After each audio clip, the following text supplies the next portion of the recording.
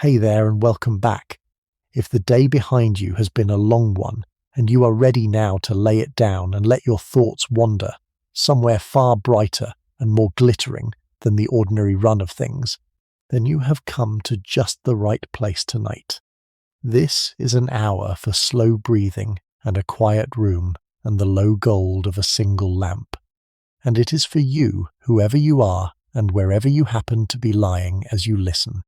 Tonight, I want to carry you back about 200 years into the dazzling and faintly reckless years of the Regency, that brief and brilliant span when London glittered as it had never glittered before, when a corpulent and extravagant prince ruled in his mad father's place,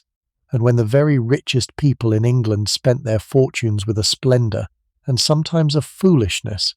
that has fascinated every age since. I want to show you what it was to stand at the summit of that world, to be among the handful of men and women who held the wealth of the nation in their hands. By the time this evening draws to its close, you will have met the prince in his pleasure palace, and the dandy who ruled the town from a club window, the bankers who bought and sold the fortunes of kings, and the great families whose rent rolls ran into figures we can scarcely imagine. And you will have seen, too, how some of the most famous men of the age gambled and spent themselves into ruin and fled the country one step ahead of their creditors.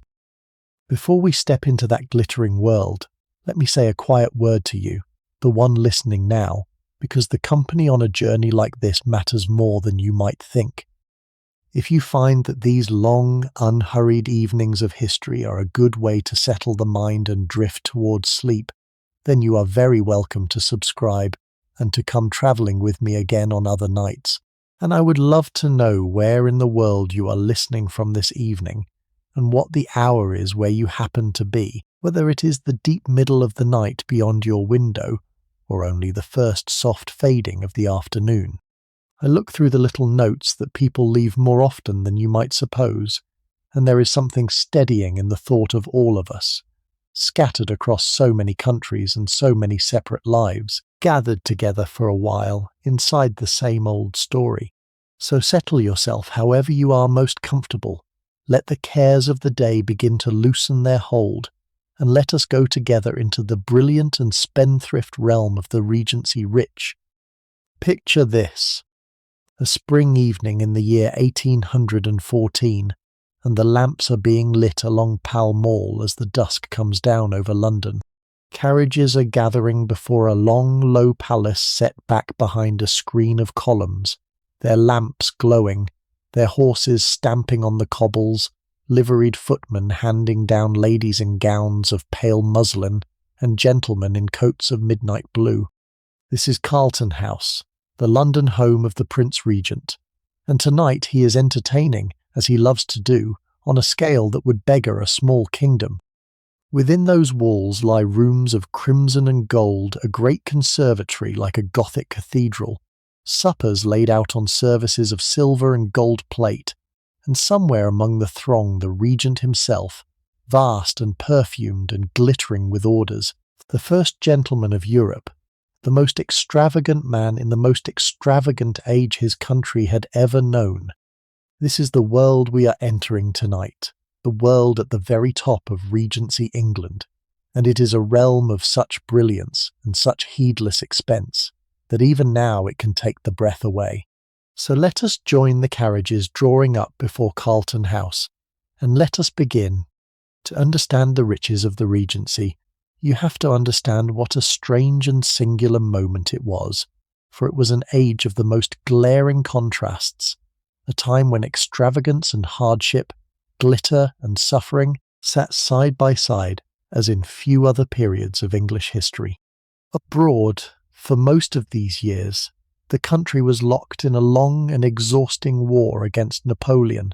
a struggle that drained the treasury, sent the price of bread soaring, and cost the lives of thousands of young men on battlefields across Europe. At home, meanwhile, in the drawing rooms and ballrooms of fashionable London, the rich pursued pleasure and display with an abandon that seems almost indecent against such a background, dancing and gaming and spending while the soldiers died and the poor went hungry. It was an age that wore its heart on the outside, brilliant and shallow and gorgeous, and the wealth of its richest people shone all the brighter for the darkness that surrounded it. The period takes its name from the Regency itself, the years when the old king, George III, sank into the madness that clouded his final decade, and his eldest son ruled in his place as Prince Regent before succeeding at last as George IV. The Regent set the tone of the whole age, for he was a man of extravagant tastes and boundless appetites, a lover of fine buildings and fine pictures and fine food, a spender on a scale that appalled even his own ministers, and the fashionable world took its cue from him. Under his influence, London became, for a brief and dazzling span, one of the most elegant cities in Europe, a place of new streets and new palaces, of clubs and assemblies, and the most exquisite refinements of dress and manners. The Regency was, in a sense, the long reign of fashion, the moment when taste itself became a kind of power, and the man who could set the fashion ruled society more surely than any minister ruled the state. It's pep. Yet beneath the glitter, the old foundation still held firm. The wealth of Regency England, like the wealth of the age before it, still rested above all upon the land, and the great landed families still stood at the summit of society, richer and grander than ever. What had changed was not the basis of wealth, but its texture and its temper, for the Regency rich spent and displayed and gambled with a recklessness that their grandfathers would have found alarming, and into their charmed circle, new kinds of money were beginning to push, fortunes of war and finance and industry that the long struggle against France had thrown up. The age was a meeting point, a moment when the old landed splendour reached its most brilliant flowering even as the new money of the coming century began to gather at the gates. And it was, above all, an age of personalities, of larger-than-life figures who strode across the stage of the age and have never been forgotten. There was the Regent himself, the spendthrift prince. There was Beau Brummell, the dandy who ruled the ton from a club window and dictated how a gentleman should dress. There were the leading hostesses who decided who should rise in society and who should be cast down, the bankers who lent to princes, the gamblers who lost fortunes in a single night, the architects who remade the very face of London. The Regency was a small and brilliant world, intensely concentrated, in which a few hundred people knew one another intimately and watched one another ceaselessly, and the dramas of their lives, their triumphs and their ruins played out before an audience that never tired of watching. It is into that small, brilliant and merciless circle we are going tonight, and we begin where all eyes in that age began, with the man at the very top, the Prince himself. At the very pinnacle of Regency England stood the Prince Regent himself, the eldest son of King George III,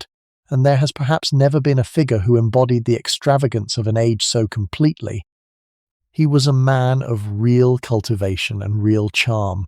a connoisseur of architecture and painting and music, a patron of taste, whose eye for beauty has left a lasting mark on London and Brighton alike.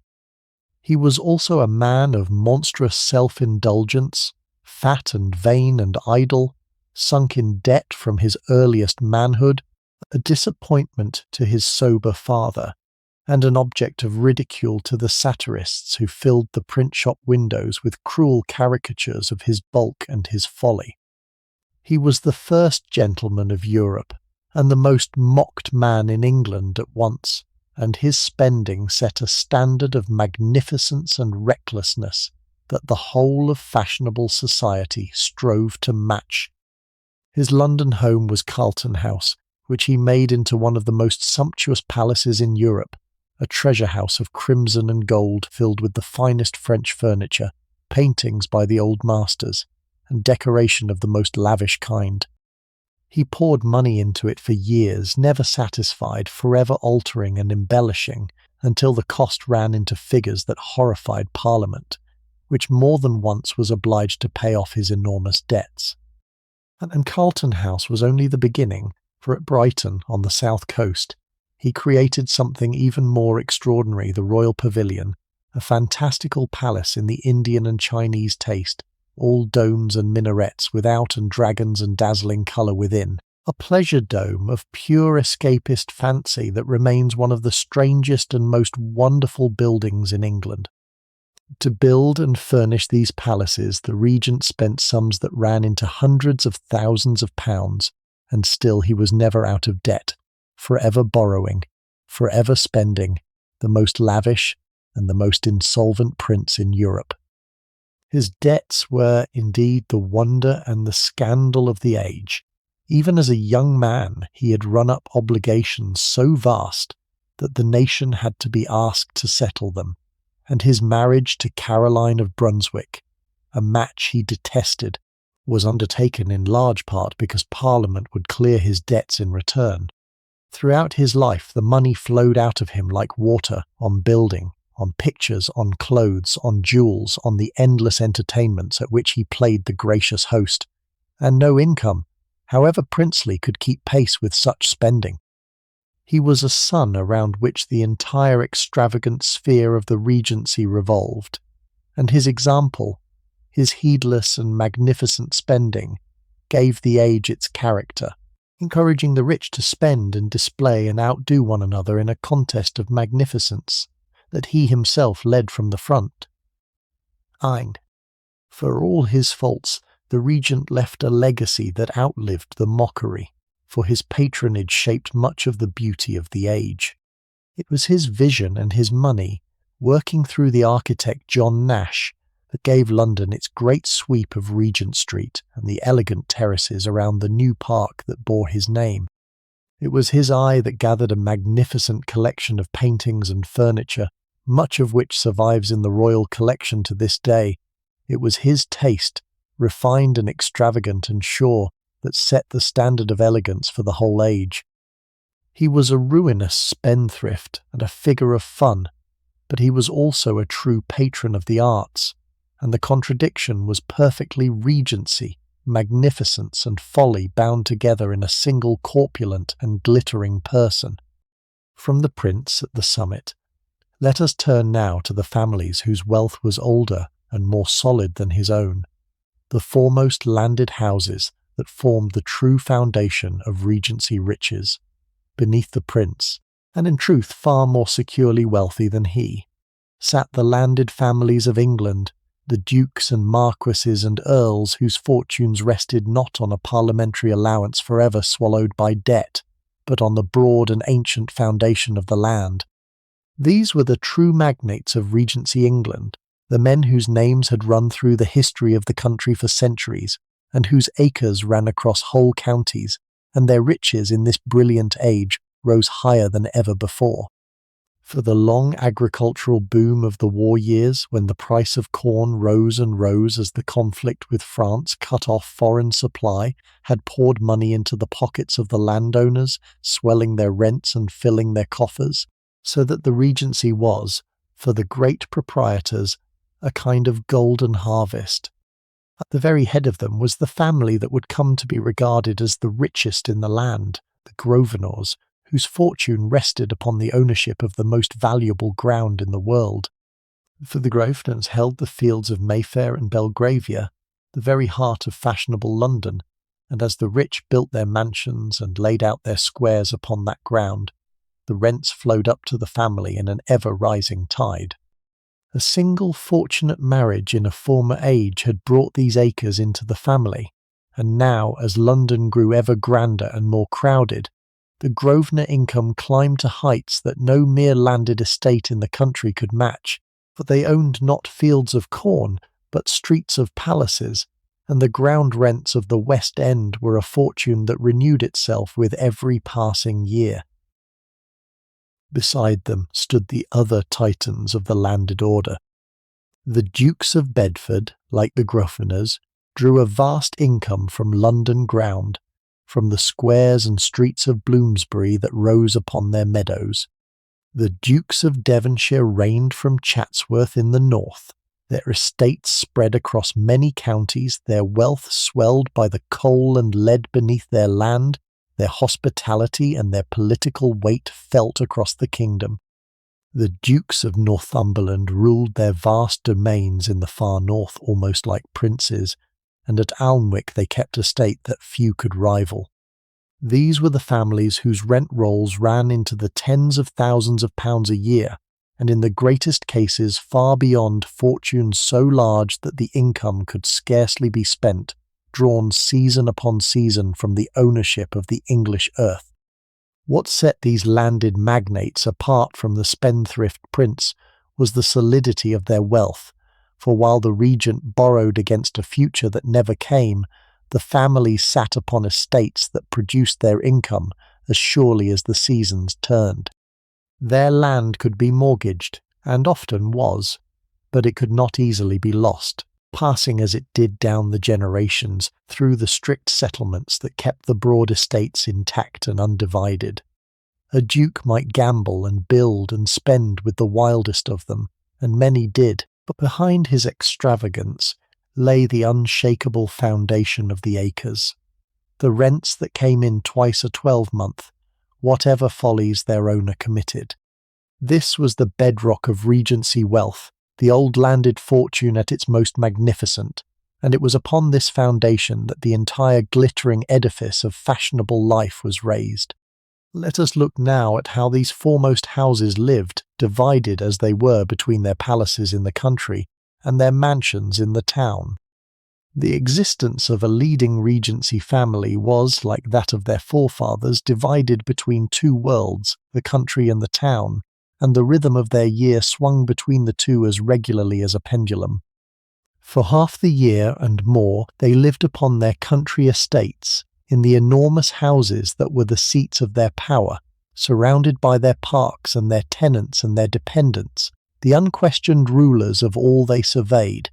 Then, as the social season drew them up to the capital, they removed to their London mansions, the great town houses of Mayfair and St. James's, and threw themselves into the whirl of the elegant life.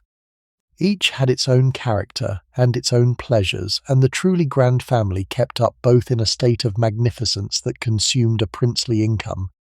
The country seat was a kingdom in itself, a huge house set in a landscaped park, staffed by an army of servants, surrounded by the farms and villages that paid the rents. Here the family lived in a style of settled grandeur, hunting and shooting in their seasons, entertaining streams of guests, managing the vast machine of the estate, presiding over the affairs of the county.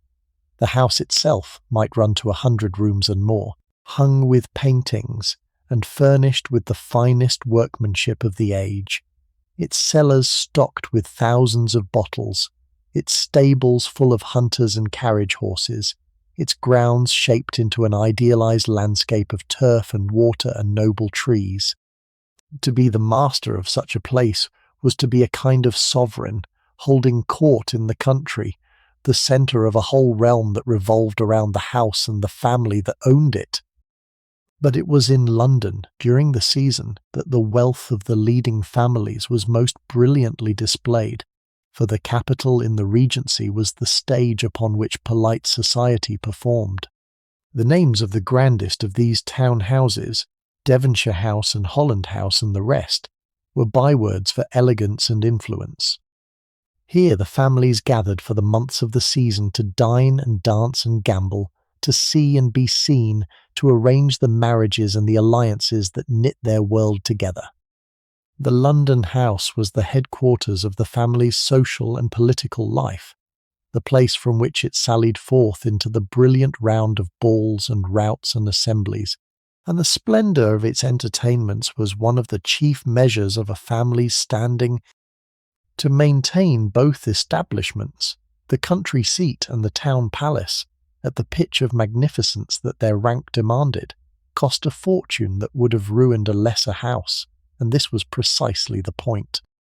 The whole purpose of such wealth, in the eyes of the Regency rich, was to be spent in a manner that proclaimed one's place at the summit of society, and the family that kept up two enormous establishments, that entertained on a lavish scale in both, that maintained the carriages and the servants and the horses and the plate, announced its greatness to the world in the most unmistakable terms.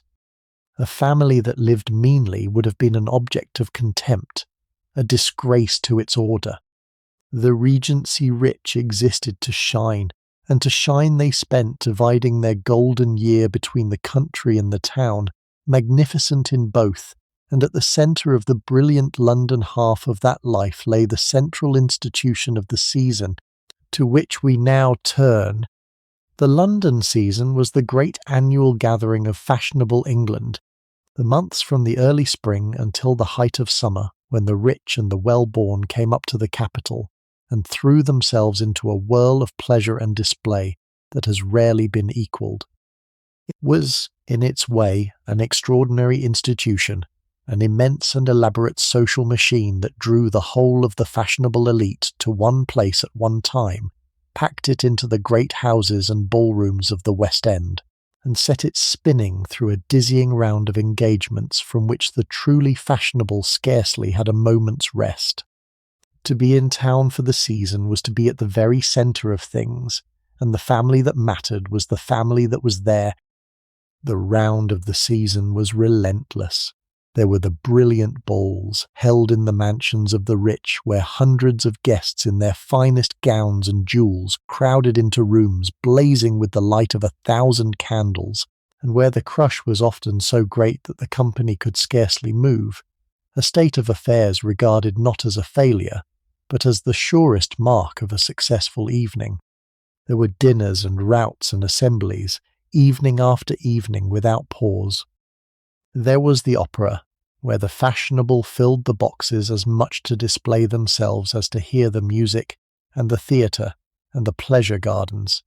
There were the morning calls and the afternoon drives in Hyde Park, where the rich paraded themselves and their carriages along the elegant promenade, the ladies bowing from their barouches, the gentlemen reining in their horses to exchange a word, and through it all ran the ceaseless business of seeing and being seen, of maintaining one's place in the brilliant and watchful round of the ton. Threaded through the pleasures of the season lay its most serious purpose, which was the making of marriages, for the season was, among many other things, an immense and elaborate machine for bringing together eligible young people of suitable fortune and family. The huge houses opened their doors and brought out their daughters. The mothers manoeuvred and schemed. The young men were inspected and weighed, and many an alliance of money and blood was arranged in the ballrooms of Mayfair. For a family with a daughter to marry or a son to settle, the season was a campaign to be planned and fought with all the care of a military operation, for upon the marriages of its children the future of a proud family depended, and a brilliant match could raise a family's fortunes as surely as a disastrous one could sink them. All of this cost money on a prodigious scale, for the season was an exercise in conspicuous expenditure from beginning to end. There were the gowns and the jewels, renewed constantly as fashion shifted, the costs of which alone could run to thousands of pounds in a single season.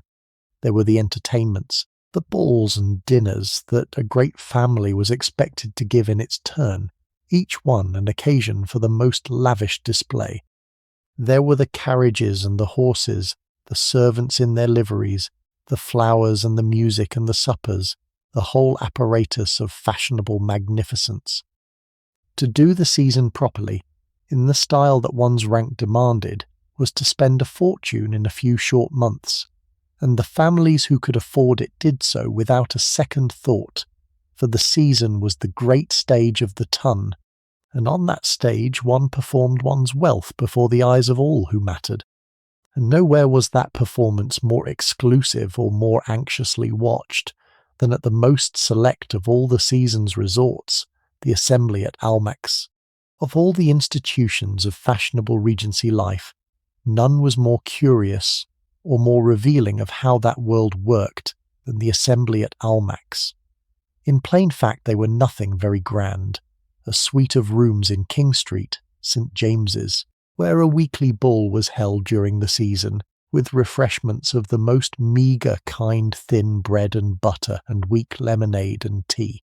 And yet to gain admission to Almack's was the supreme ambition of elegant society, a mark of social arrival so coveted that the greatest in the land schemed and trembled to obtain it. For Almack's was not about its rooms or its refreshments at all.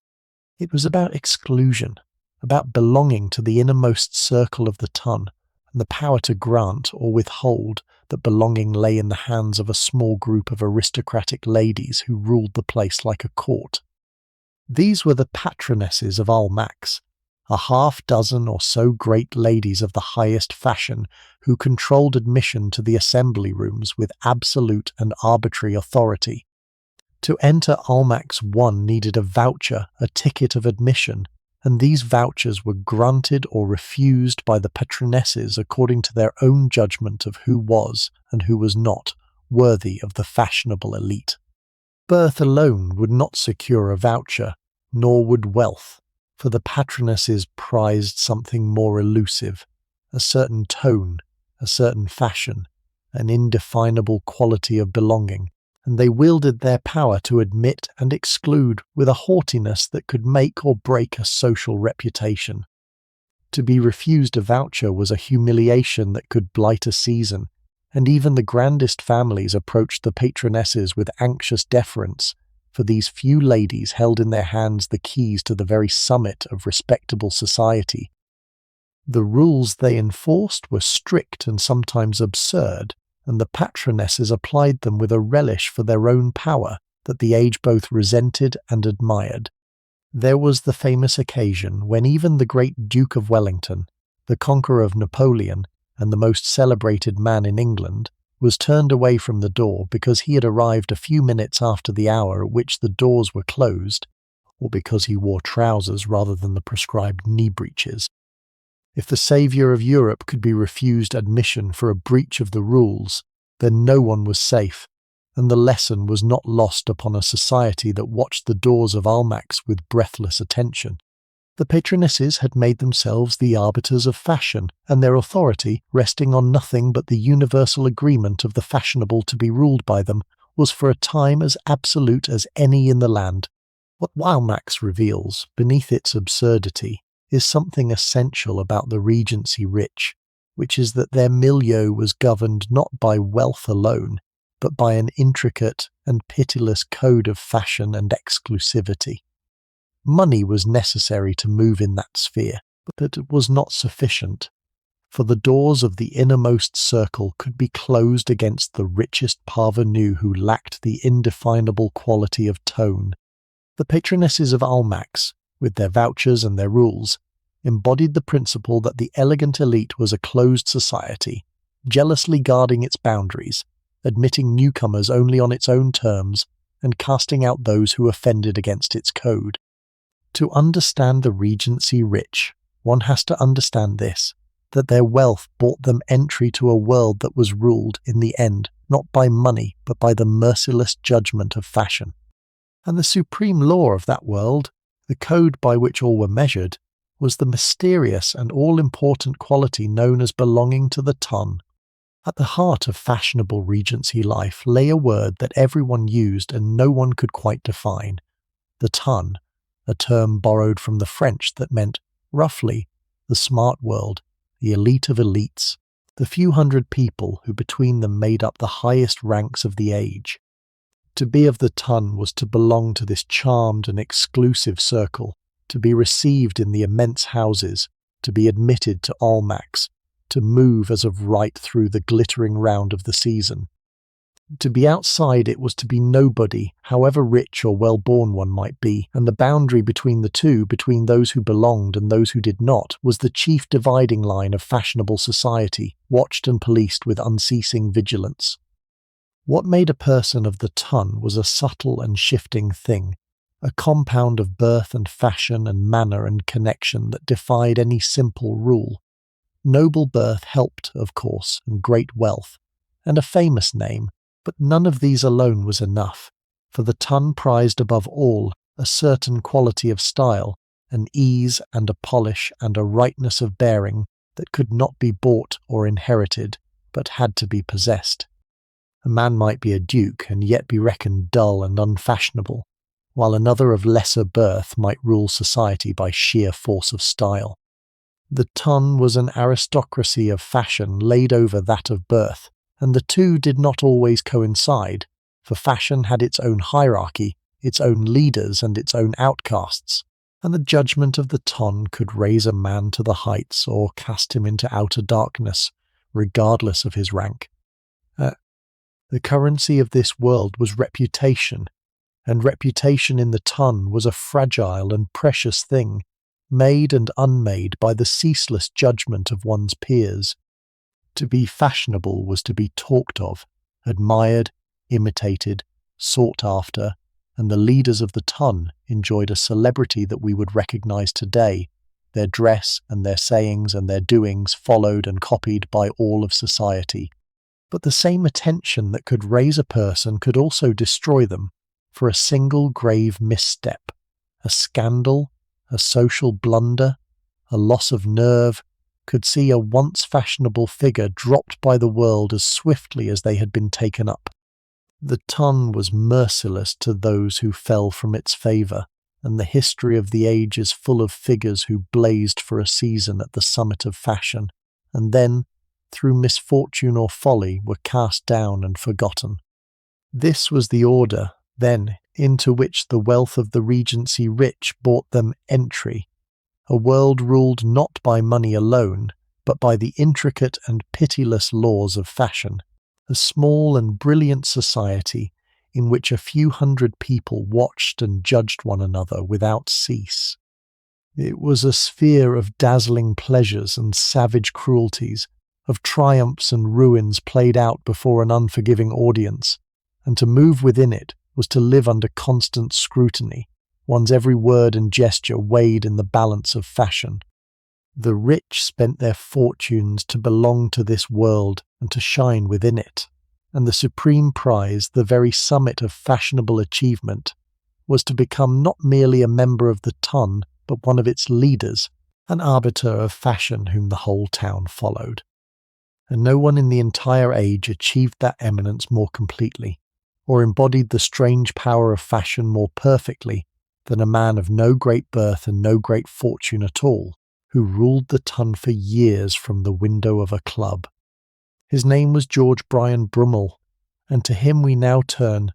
Among all the figures who strode across the stage of Regency life, none was more remarkable, or more revealing of the strange power of fashion in that age, than George Beau Brummell, known to all as Beau Brummell, the dandy who ruled the fashionable world for the better part of 2 decades. What makes his story so extraordinary is that he possessed none of the things that were supposed to confer power in that age. He was not of noble birth, being the grandson of a servant, and the son of a man who had risen to modest position. He was not rich, having only a comfortable inheritance that he soon gambled away. He held no office and owned no land. And yet for years this man, on the strength of nothing but his taste, his wit, and his supreme self-assurance, ruled the ton more absolutely than any duke, dictating to the whole of good society how a gentleman should dress and conduct himself. Brummell's genius lay in attire, but not in the way one might expect, for his revolution was a revolution of restraint. The fashion of the earlier age had run to extravagance and colour, to silk and lace and embroidery, to powder and patches and all the gorgeous excess of the old court dress. Brummell swept all this away and put in its place an ideal of severe and perfect simplicity, of dark, beautifully cut coats, spotless white linen, immaculate cravats tied with consummate art, and an overall effect of understated elegance achieved through impeccable fit and spotless cleanliness rather than display. He bathed daily at a time when many did not. He insisted upon linen of the purest white, and he devoted hours to the tying of his cravat and the perfecting of his appearance, achieving an effect so understated that its very plainness became the height of fashion. The modern man's suit, in its sober elegance, descends in a direct line from the revolution that Brummell wrought. His power over society was a thing of wonder. The Prince Regent himself courted his friendship and followed his lead in matters of dress, and the whole of fashionable London hung upon his judgment, for a word of praise from Brummell could make a man's reputation, and a word of mockery could destroy it. He ruled from the bow window of White's club, where he sat with his fellow dandies surveying the street and passing judgment on all who went by, and his approval or his ridicule was law. He had a genius for the cutting remark, the devastating witticism that could reduce a victim to social ruin, and he wielded this weapon with a cruelty that made him feared as well as admired. For a brief and brilliant span he was the most influential man in fashionable England, a king of fashion who ruled by sheer force of personality, the supreme embodiment of the Regency principle that style could be a greater power than wealth or birth. But the dandy's reign carried within it the seeds of its own destruction, for Brummell's power rested upon nothing solid, neither fortune nor rank nor office, but only upon the favour of a fickle society and the friendship of a prince. He gambled recklessly, ran through his money, and fell at last into the debt that would destroy him. He quarrelled with the Regent, and the famous insult he is said to have delivered, asking loudly who his fat friend was, marked the beginning of his fall from favour. And as his debts mounted and his royal friendship cooled, the society that had worshipped him began to turn away, for the ton was merciless to those who fell, and the dandy who had ruled from the club window found his power draining away. We shall return later to the sad end of Beau Brummell, for it is one of the great cautionary tales of the age. But first, let us look at the milieu from which he ruled, the famous clubs of St. James's, where the gentlemen of the Regency gathered to gamble and to judge. The clubs of St. James's were the chief gathering places of fashionable Regency men, the masculine counterpart to the ballrooms and assembly rooms where the ladies held sway, and to understand the days of the rich in that age one has to understand these famous institutions. Clustered in the streets around St. James's, in the heart of the West End, they were private societies of gentlemen, exclusive in their membership, luxurious in their appointments, where a man might dine and drink and read the papers, and above all, gamble, in the company of his own kind. The grandest of them, Whites and Brookses and Wattiers, were bywords for fashionable male society, and to belong to one of them was a mark of social standing nearly as important as a voucher for Almack's. Each club had its own character and its own following. White's, the oldest and grandest, was the resort of the high Tories and the most fashionable men of the age, and it was here that Brummell held court in the famous bow window that looked out upon St. James's Street, where he and his fellow dandies sat in judgment upon the passing world. Brooks's, just across the street, was the stronghold of the Whigs, the political opponents of the men at White's, and its rooms had seen some of the deepest gambling and the most celebrated political gatherings of the age.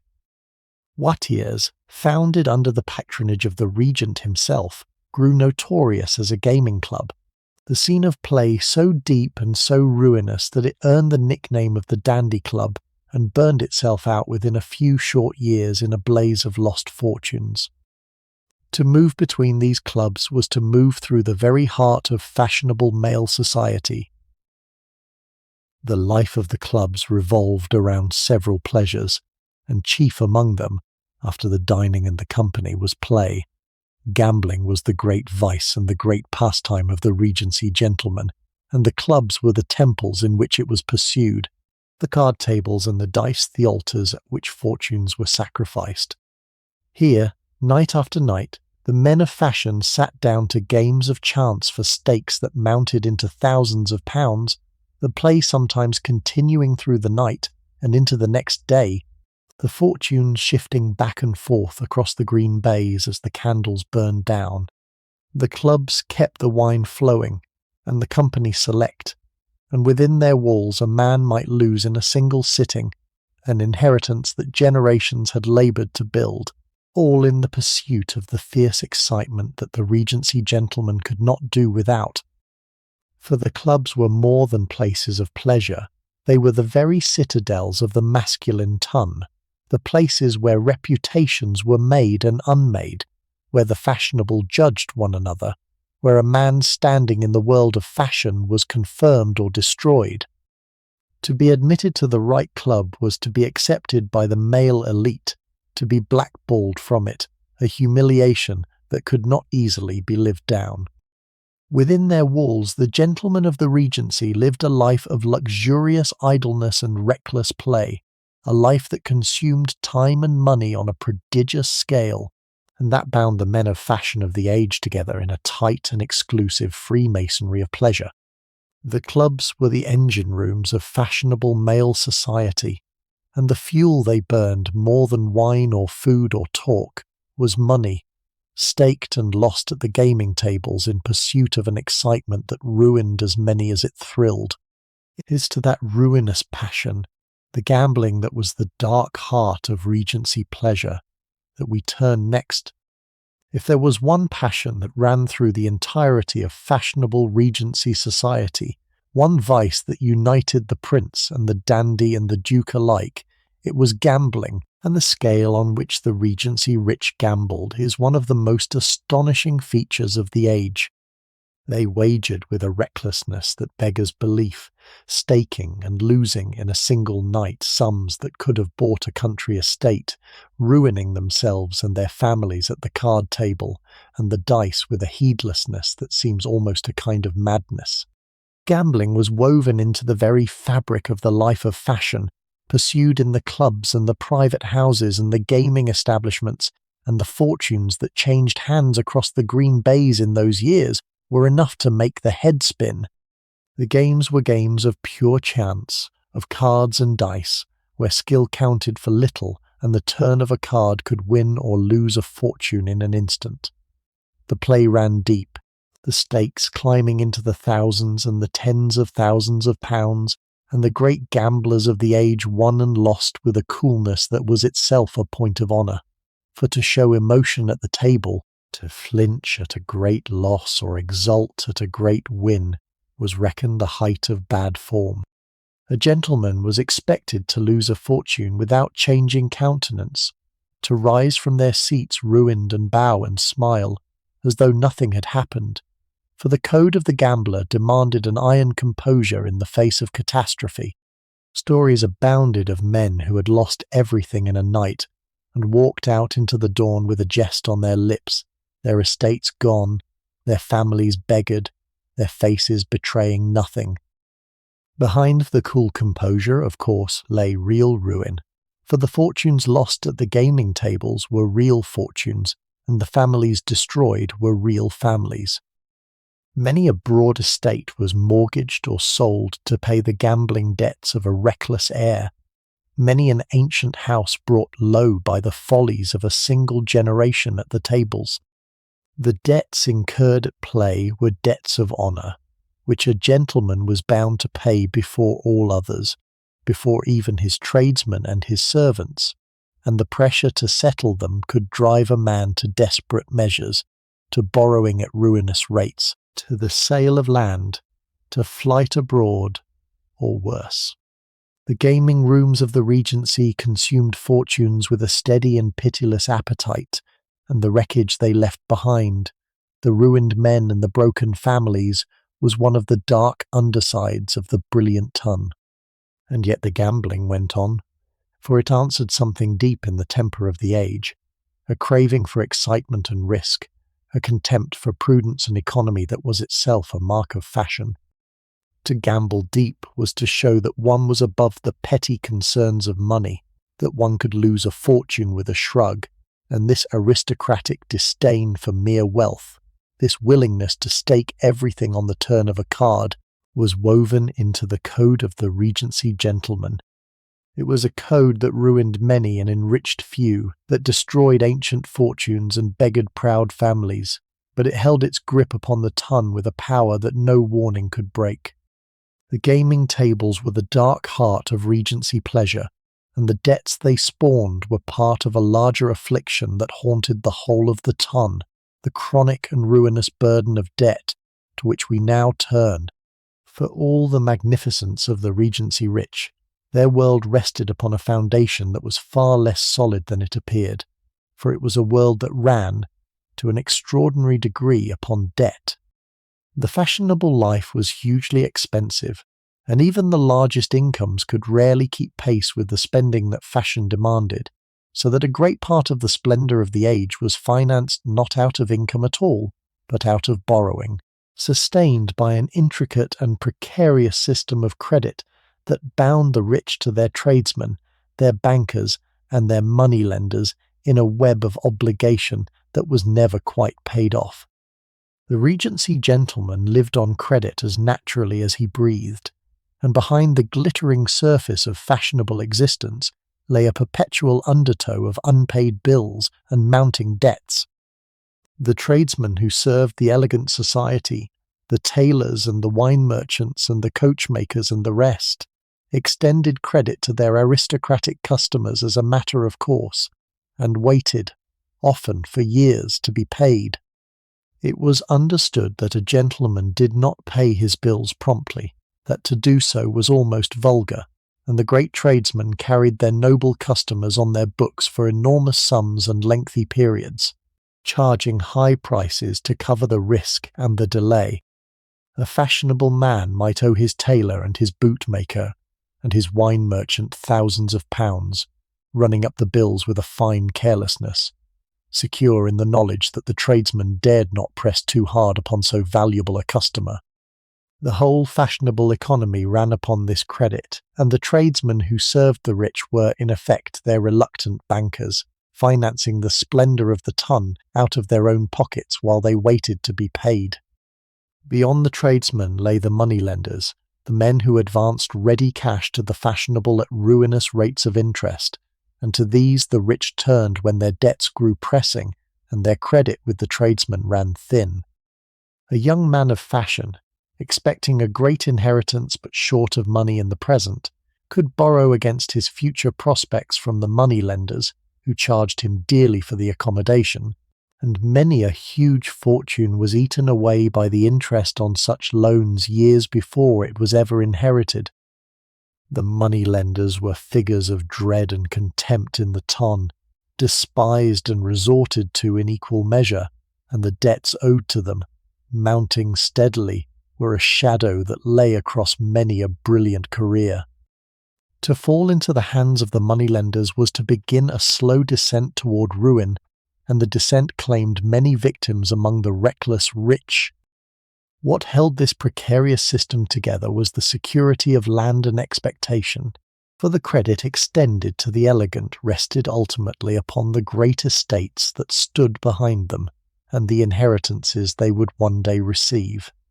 As long as a family held its land, its members could borrow against it, and while a young man could expect to inherit, the moneylenders would advance the cash. But the system was fragile, and when its debts grew too heavy, when the mortgages piled too high upon the estates, the whole structure could come crashing down, forcing the sale of land, the breaking up of fortunes, the ruin of ancient houses. The Regency rich lived perpetually on the edge of this precipice, sustained by credit, haunted by debt, their magnificence a kind of beautiful insolvency that could not always be kept up. And into this sphere of land and debt and fashion, the long war against France was pouring entirely new kinds of money, the fortunes of conflict and supply, to which we now turn. While the old wealth of land reached its most brilliant flowering in the Regency, the protracted war against Napoleon was busily creating new fortunes of a kind that the foremost landed families regarded with a mixture of contempt and unease. For more than 20 years, with only the briefest of pauses, Britain was at war with France, and a conflict on that scale, sustained for so many years, poured money into the hands of all those who supplied the immense machinery of war. The state spent enormous sums on its armies and its navy, on muskets and cannon and uniforms and provisions, on the ships and the stores and the countless necessities of a country in arms, and the men who furnished these things, the contractors and suppliers and financiers of the war, grew rich on a scale that rivaled the oldest landed houses. The army and the navy had to be fed and clothed and armed, and the contracts to supply them were worth fortunes to the men who secured them. There were the great victualling contractors who provisioned the fleets and the armies, the merchants who supplied the cloth for uniforms and the leather for boots, the manufacturers who made the weapons and the powder, the shipbuilders who built the navy that ruled the seas. Behind the glory of the war, behind the victories of Wellington and Nelson, lay an enormous apparatus of supply, and the men who ran it, who fed and armed and equipped the forces of the nation, drew profits from the conflict that made many of them very rich indeed. The war was a catastrophe for the soldiers who died and the families who mourned them, but for the contractors who supplied it, it was a long and golden opportunity. Greater still were the fortunes made in the financing of the war, for the state, unable to pay for so vast a conflict out of taxation alone, borrowed on an enormous scale, raising loans season after season to fund its armies and its allies.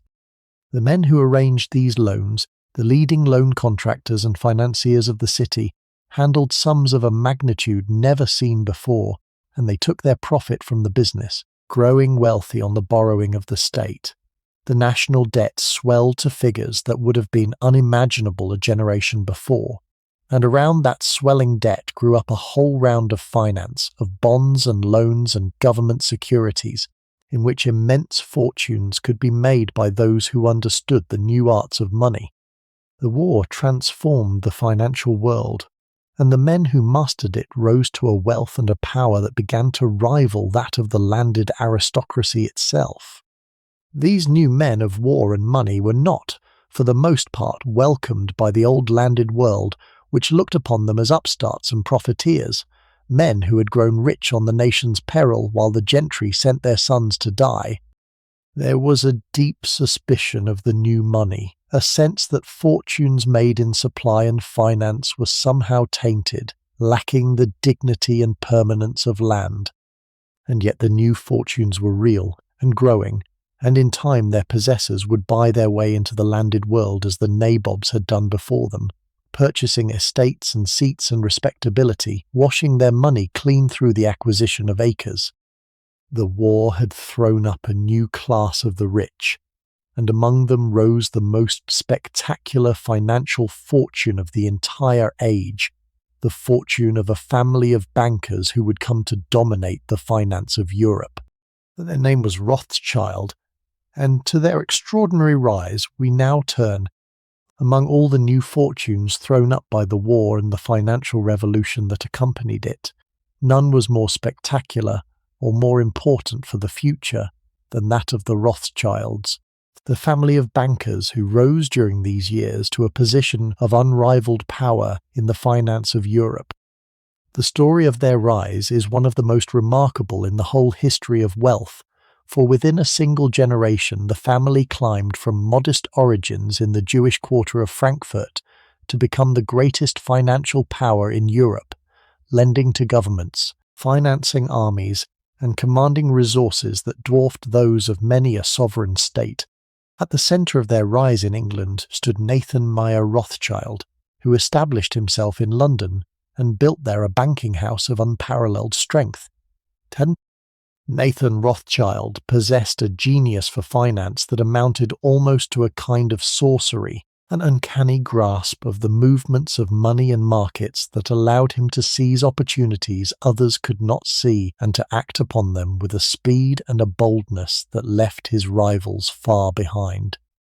He dealt in the vast government loans that financed the war, in the bonds and securities of the new financial world, in the movement of money across borders and the supply of gold to armies in the field. It was said that he played a crucial part in financing the final campaigns against Napoleon, arranging the transfer of vast sums to supply Wellington's army, and the scale of his operations was such that the fortunes of nations could turn upon his decisions. He was a new force in the age, a private man of business who commanded resources that gave him a voice in the affairs of states. The most famous story attached to his name, whether wholly true or embroidered in the telling, concerns the Battle of Waterloo, and it captures the legend of his financial genius, even if the details are uncertain. It was said that Nathan, through his network of agents and couriers, learned of Wellington's victory before the news reached the government or the markets, and that he used this advanced knowledge to make an enormous profit upon the funds, buying and selling government securities before the rest of the world knew that the war was won.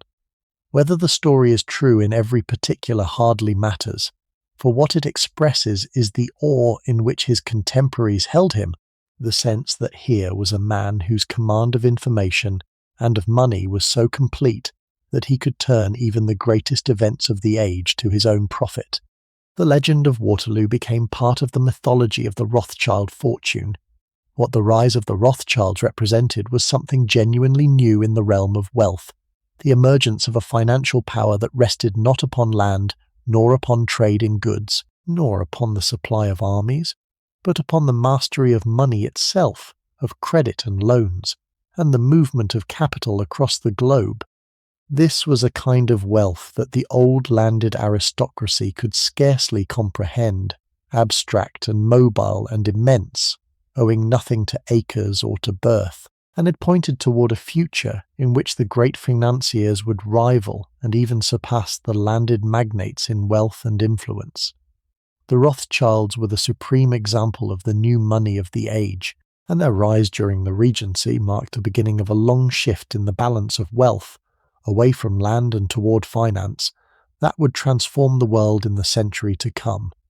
From the leading financiers, let us turn to the more established realm of the bankers and the city men who had long handled the money of the rich. Below the dazzling heights of the Rothschilds lay the broader sphere of the established bankers and the city men, the solid financial houses that had long handled the money of the rich, and that grew steadily more important as the Regency advanced.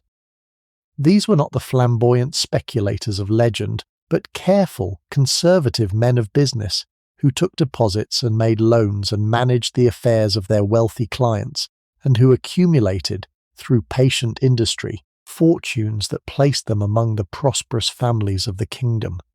The private banks of London, clustered in the City and the West End, were family firms of great solidity,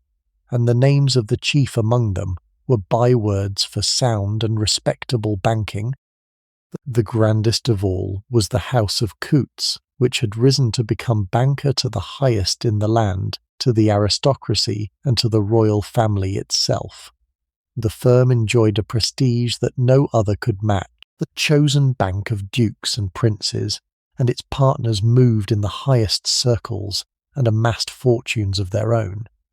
There were the Barings too, the great merchant bankers whose operations spanned the world, financing trade and government alike, and whose wealth and influence grew so considerable that a statesman of the age once reckoned them among the great powers of Europe. These banking houses, conservative and solid and immensely rich, formed a financial aristocracy of their own, courted by the landed families who depended upon their loans and their services.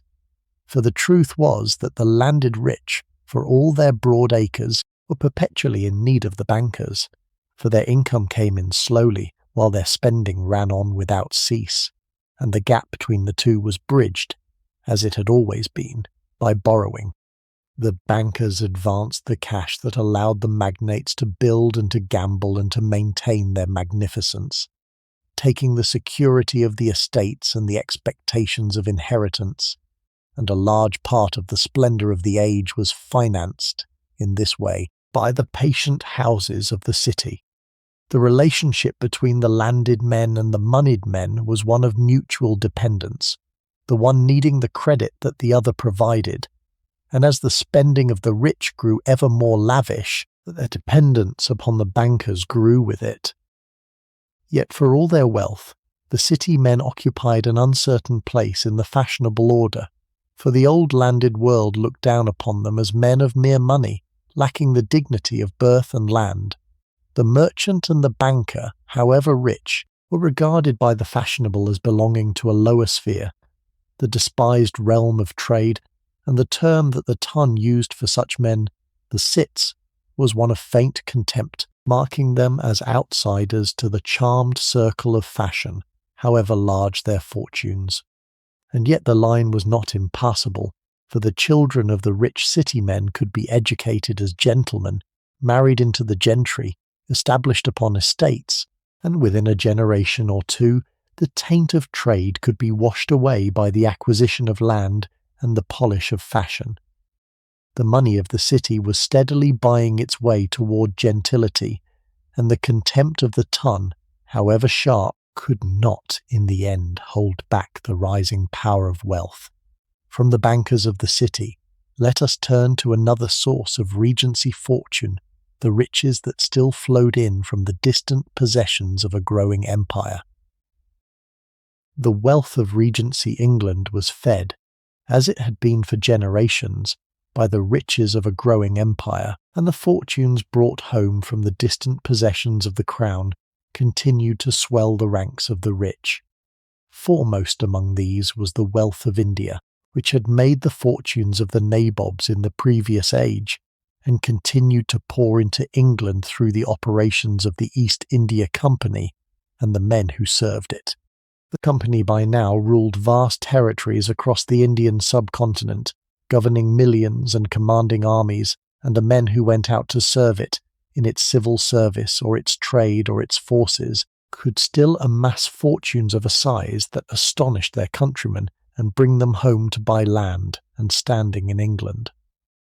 The figure of the nabob, the man returned from India laden with Eastern gold, was by now a familiar one in English society, and the suspicion and resentment that had once greeted such men had not entirely faded. The old landed families still looked askance at the suddenly rich returned from the East, regarding their fortunes as somehow tainted, made by means that would not bear close examination in a far country beyond the reach of English law and custom.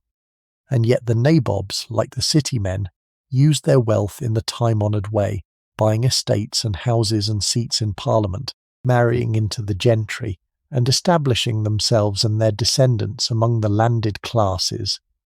Within a generation the eastern origin of the fortune was forgotten, and the family of the nabob took its place among the established rich. Beyond India lay the other sources of colonial wealth, the trade with the wider empire and the world that flowed through the ports of Britain and made the fortunes of the great merchants. The merchants of London and Bristol and Liverpool grew rich on the commerce of the age, on the import of goods from every quarter of the globe and the export of British manufactures in return, and the greatest of them accumulated fortunes that rivaled those of the landed gentry. The wealth of trade was a growing power in the land, swelling with the commerce of a nation that was becoming the workshop and the warehouse of the world, and the merchant princes of the great ports, however the fashionable might disdain them, commanded resources that could not be ignored. These fortunes of empire and trade, like the fortunes of war and finance, represented the new money that was gathering at the edges of the old landed world, pressing for admission to the charmed circle of the rich. The fashionable might disdain the men of trade, and the returned nabobs might mock them as upstarts and outsiders, but the money was real, and money, in the end, was a solvent that dissolved even the proudest prejudice. The new fortunes bought land, and land conferred standing, and standing in time conferred acceptance, so that the rich of one generation, however they had made their money, became the established gentry of the next. The old round of land and the new realm of money were not so separate as the fashionable liked to pretend, and the boundary between them, sharp as it seemed, was crossed continually by the steady pressure of wealth. But there was one source of colonial fortune that carried a shadow darker than any other, and that was coming, in these very years, under a moral assault that would transform it into that troubled wealth we now turn. Among the colonial fortunes that fed the wealth of Regency England, none had been greater, and none carried a darker shadow than the riches that came from the sugar plantations of the West Indies, and this is a part of the story that must be told plainly and honestly. For generations, the sugar islands of the Caribbean had produced one of the most valuable commodities of the age, and the planters who owned the estates there had grown immensely rich, many of them living in England as absentee proprietors, while managers ran their plantations across the sea. But that wealth rested upon a foundation of great cruelty, for it was produced by the forced labour of enslaved people, men and women carried across the Atlantic against their will, and made to work the plantations under conditions of brutal hardship, and no honest account of the wealth of the age can pass over that fact. So, the West India Interest, as the body of planters and merchants connected with the sugar trade was called, had for generations been one of the most powerful forces in the country. Its money buying estates and seats in Parliament, its lobby defending the trade against all who challenged it. The great sugar fortunes had built houses and bought land, and forced their way into the highest ranks of society, and for many years their wealth had bought them respectability and influence at the very heart of English life. The elegant world of fashion, with all its refinement, was financed in no small part by this traffic in human bondage, the suffering kept safely over the horizon, while the money arrived in England clean and useful, ready to be turned into houses and acres and standing. But by the Regency the ground was shifting beneath the feet of the sugar lords, for the patient campaign against the slave trade had at last begun to bear fruit.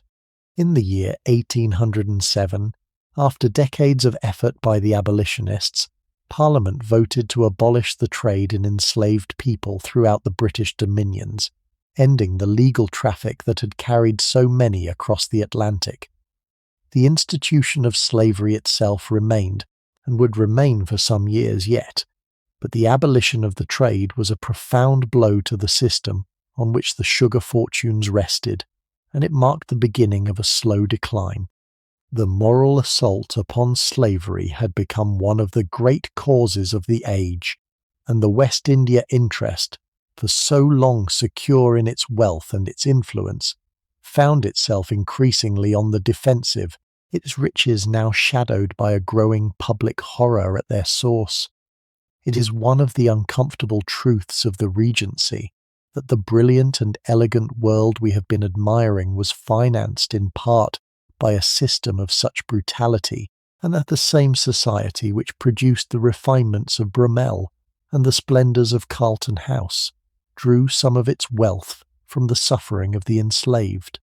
The reckoning, when it came in full, lay a little beyond the Regency, in the abolition of slavery itself that followed some years later, when the planters were compensated for the loss of their human property in a manner that the enslaved themselves never were. But the great campaign was already advancing, and the sugar fortunes that had stood among the largest in the land were entering their long twilight. Any honest portrait of the Regency rich must give this troubled wealth its place, and must not look away from the foundation upon which it was built. Let us turn now to a source of wealth that was rising as the sugar fortunes declined, the new money of the factories and the mills. While the old fortunes of land reached their golden harvest, and the new fortunes of war and finance gathered at the gates, another kind of wealth was rising in the north and the Midlands of England, a wealth that would in time grow to dwarf them all. This was the money of industry, of the mills and factories and forges that were multiplying across the manufacturing districts, transforming the way goods were made, and creating, in the process, a new class of immensely wealthy men. The pioneers of the previous age, the Wedgwoods and the Arkwrights, had shown what the new methods could produce, and now, in the Regency, that their successors were building fortunes on a scale that began to rival the riches of the landed aristocracy itself. The greatest of these new fortunes were being made in cotton, the industry that had grown with astonishing speed into the wonder of the manufacturing age. In the mill towns of Lancashire, the cotton masters built their factories and their fortunes together, harnessing the new machinery and the new sources of power to produce cloth on a scale never seen before, and the most successful among them grew very rich indeed. These were hard-driving men, for the most part, risen from modest beginnings through energy and enterprise, and they commanded mills that employed hundreds and thousands of workers and poured out wealth in a steady stream.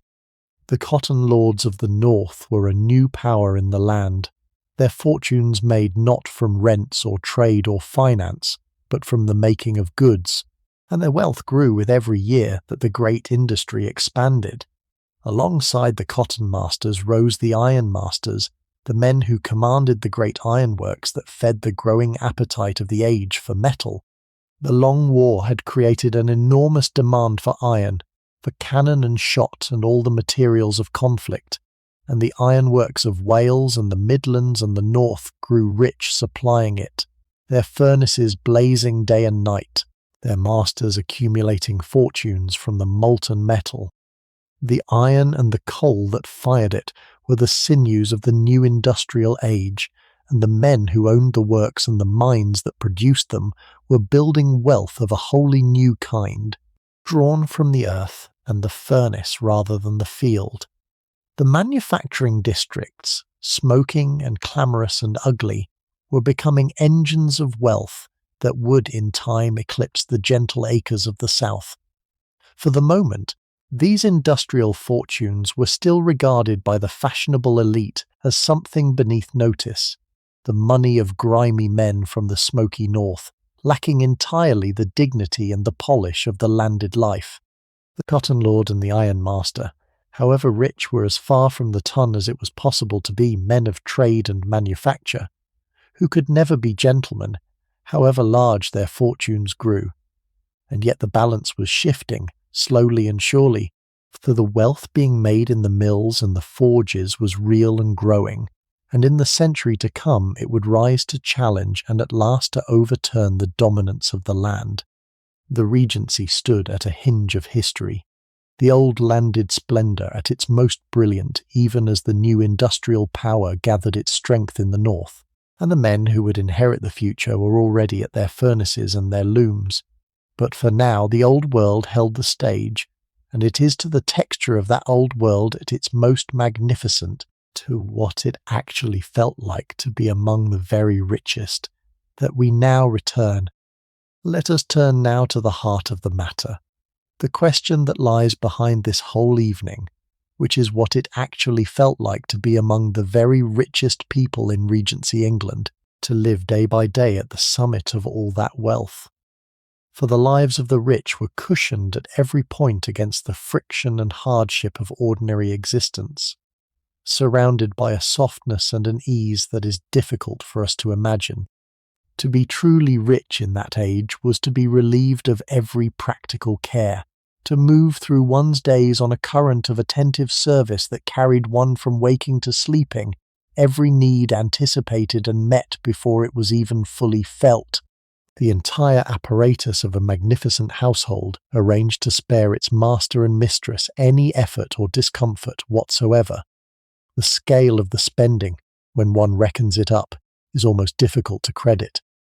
A noble family might lay out in a single year sums that the imagination struggles to grasp, on the upkeep of 2 enormous establishments, on scores of servants, on stables full of horses, and coach-houses full of carriages, on food and wine of the finest quality in lavish abundance,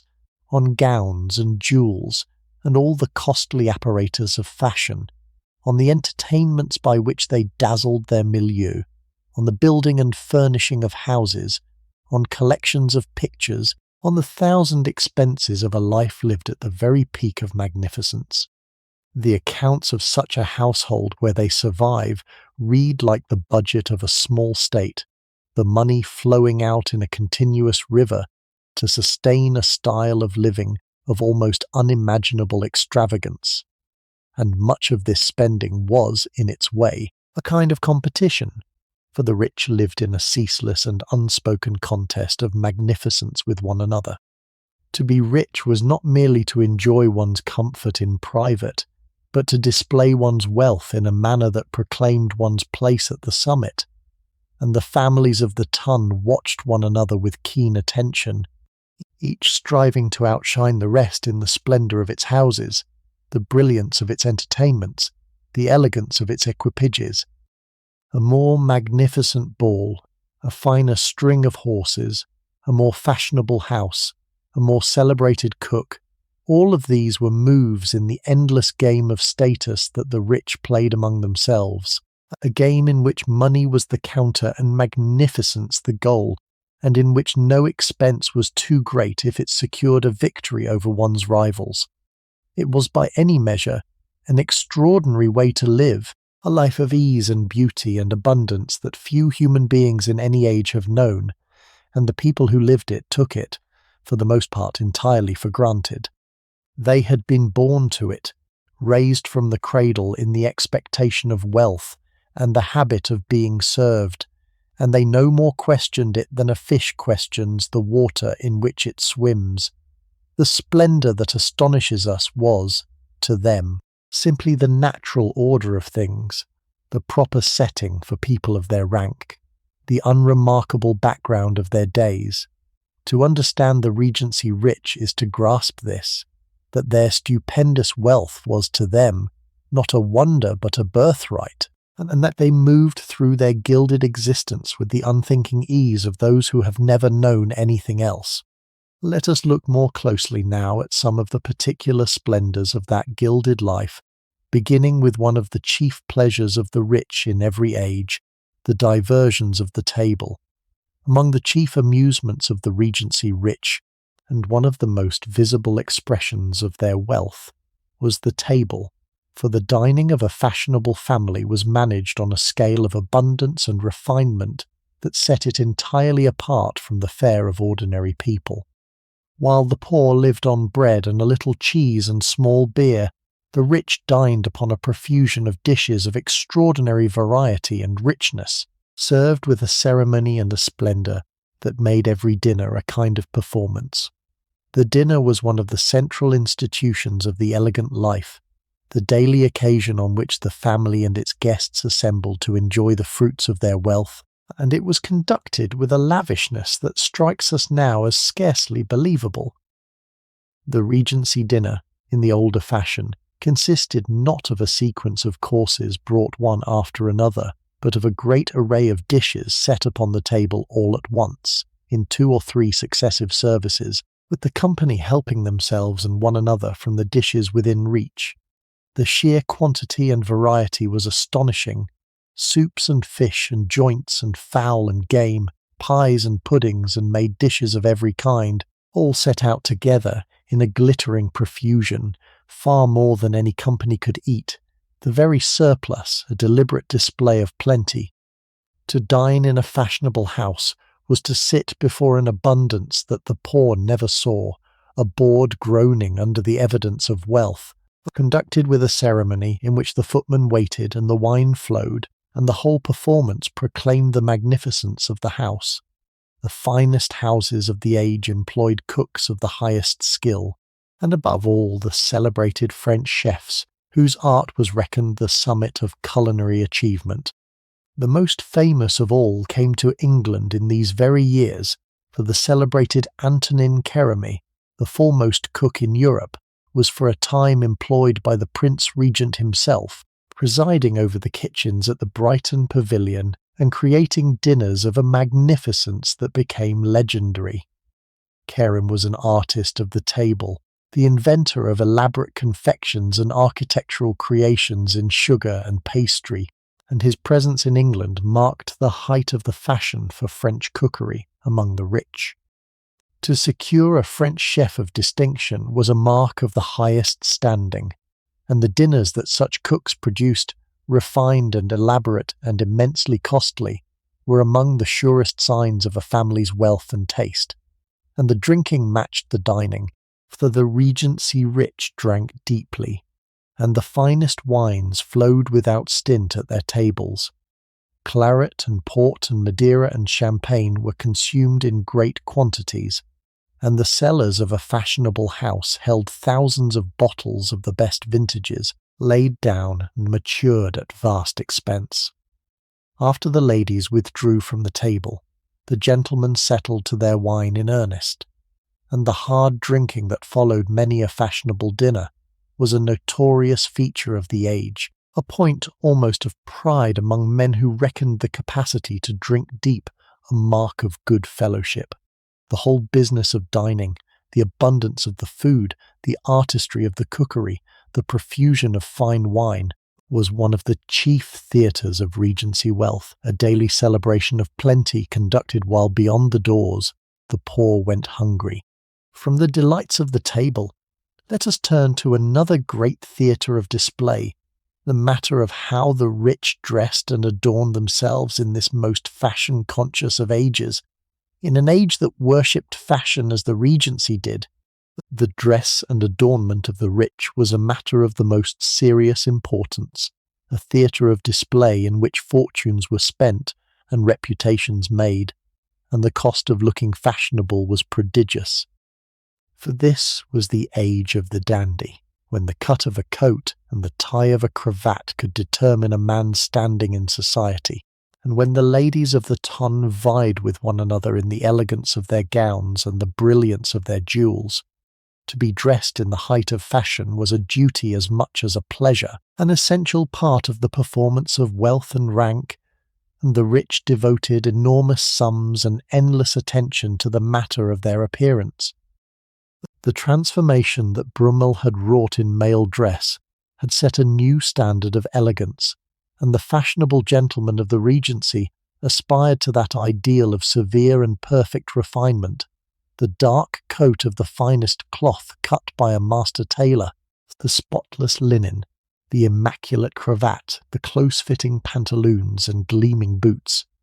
The effect was understated, but the cost was not, for such perfection required the finest materials and the most skilful tailoring, and the dandy who aspired to Brummell's standard might spend a fortune on his wardrobe and devote hours each day to the business of dressing. The boots alone were a science, polished to a mirror brilliance by methods that were closely guarded secrets, and the entire apparatus of fashionable male dress, simple as it appeared, rested upon an expenditure of money and care that few could truly sustain. For the ladies, the Regency brought a transformation no less striking, for the elaborate and structured gowns of the previous age had given way to the simple, high-waisted, flowing dresses of fine muslin that we now think of as the very emblem of the period. These gowns, light and graceful and classical in inspiration, seemed the height of simplicity,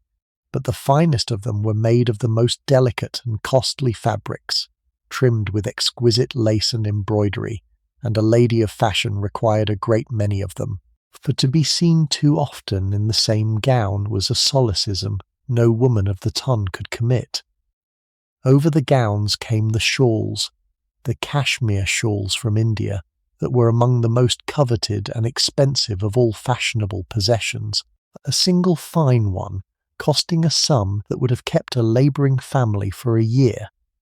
And over all glittered the jewels, the diamonds and pearls and precious stones that were the supreme ornament of the rich and the most concentrated form of portable wealth. A lady at a great ball or a court occasion would be hung with jewels of immense value, diamonds at her throat and in her hair ropes of pearls, ornaments glittering with rare stones, and the display of jewels at a fashionable gathering was one of the most dazzling sights of the age. The great rooms ablaze with their fire in the candlelight, each stone a small fortune, the whole business of fashionable appearance, the coats and the gowns, the shawls and the jewels, served the same purpose as the noble house and the lavish table, to proclaim the wealth and standing of those who wore them, and in this most fashion-conscious of ages it was pursued with an intensity and an expense that few periods have matched. and to dress and adorn and maintain the persons of the rich required, like everything else in their lives, the labour of many hands, the huge household of servants, to whom we now turn. Beneath the gilded surface of every rich Regency household lay a hidden establishment without which none of the splendour would have been possible, the sphere of the servants, the small army of men and women whose labour sustained the magnificence of the rich. Every comfort fashionable enjoyed, each meal that appeared upon the table, each fire that warmed a room, the gleaming surfaces and polished boots and harnessed horses, was the product of unseen toil, and the number of people required to maintain a noble house in its accustomed state was very large. To live in the style of the rich was, above all, to be waited upon, and the servants who did the waiting formed a numerous and elaborately ordered society in themselves, hidden away behind the scenes of the life of fashion. A vast house ran upon a strict hierarchy of servants, each with a place and a set of duties, the whole arranged in an order of precedence as rigid as that of the society above stairs. At the head of the indoor staff stood the upper servants, the steward or the butler, who commanded the male servants and the wine and the plate, the housekeeper, who ruled the maids and kept the stores, the valet and the lady's maid, who attended the master and mistress in person. Below them ranged the lower servants, the footmen in their handsome liveries who waited at table and rode behind the carriages, the housemaids who cleaned and tended the rooms, the kitchen staff who laboured under the cook, and at the bottom the humblest drudges who did the dirtiest and heaviest work. Beyond the house, in the stables and the gardens, lay another establishment of grooms and coachmen and gardeners. The work these people did was hard and unending, and it was meant to be invisible, performed behind the scenes and out of the sight of the family they served. The whole principle of grand service was that the labour should be concealed and only its results displayed, so that the fashionable woke to warm rooms without seeing the fires laid, dined upon dishes carried up from distant kitchens without witnessing their preparation, moved through gleaming apartments without observing the scrubbing that kept them bright. The servants lived and worked in a separate sphere in the kitchens and the back stairs and the attic bedrooms, an entire underhouse that supported the splendid life above,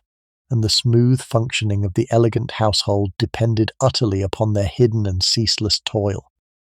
The number of servants a family employed was itself a mark of its wealth and standing, for to be surrounded by a multitude of attendants was one of the surest signs of consequence, and the foremost houses kept establishments that ran to dozens of indoor and outdoor servants, far more than the work of the house strictly required. The surplus, a deliberate display of magnificence. A footman in particular was retained as much for show as for use, a tall and handsome young man in fine livery, whose chief function was to stand and to wait and to lend an air of splendour to the household, and the keeping of such ornamental servants, expensive and idle, was a luxury that proclaimed a family's wealth. The whole vast apparatus of service, the hidden army that sustained the gilded life, was at once a practical necessity and a theatre of display, and it was one of the things that most completely separated the existence of the rich from that of everyone else. From the servants who maintained the household,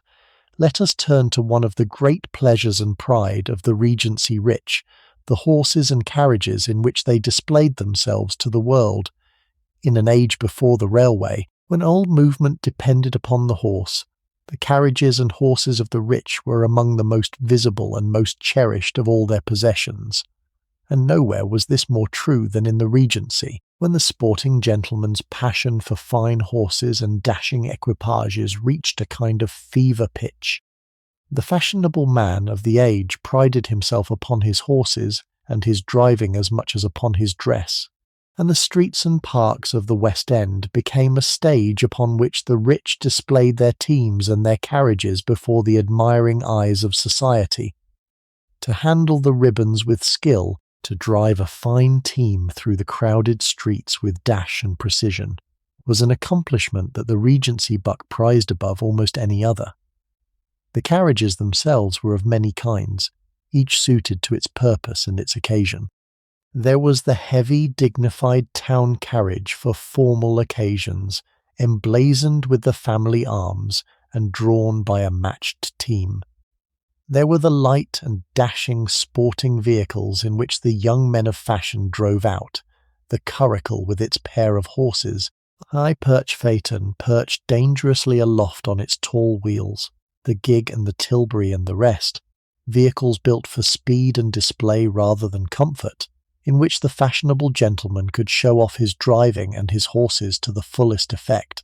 To own and drive such a vehicle, drawn by horses of the finest quality, was the ambition of every sporting man, and the cost of maintaining a stable of fine horses and a coach-house of fashionable carriages ran to a fortune.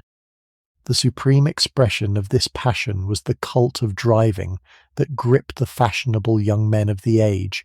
who formed themselves into clubs devoted to the art of handling a team and aped the dress and manners of the professional stage coachmen they admired.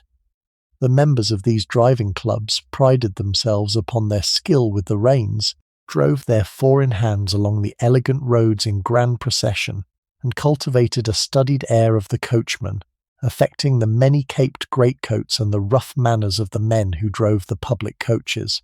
It was a curious enthusiasm, the rich playing at the trade of their social inferiors, but it expressed the Regency passion for horses and driving in its purest form, and the great whips, the gentlemen famous for their skill with a team, were celebrities of the sporting world.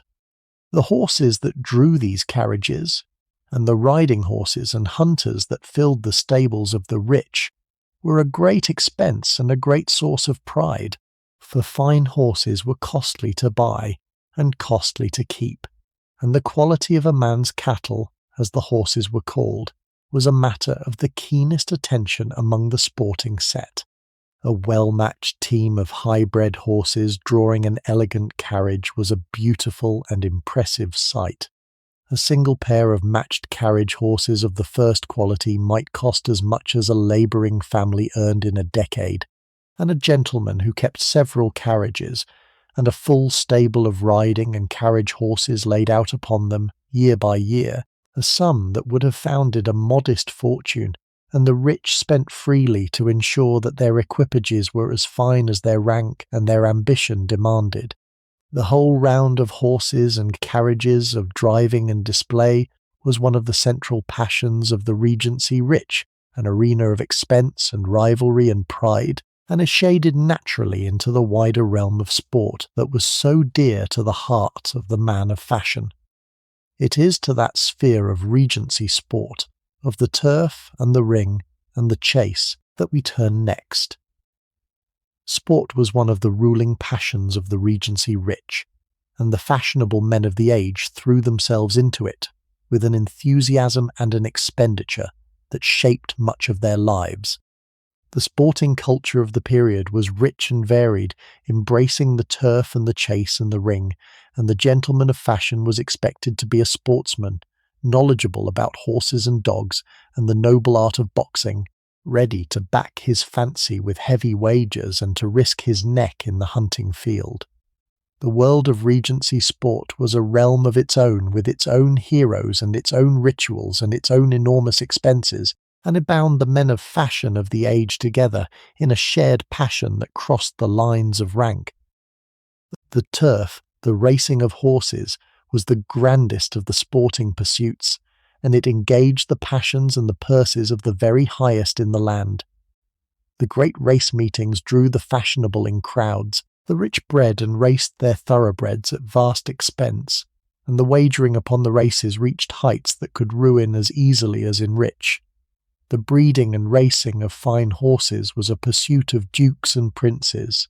the regent himself among the keenest, and the thoroughbred racehorse, bred for speed and beauty, was one of the glories of the age.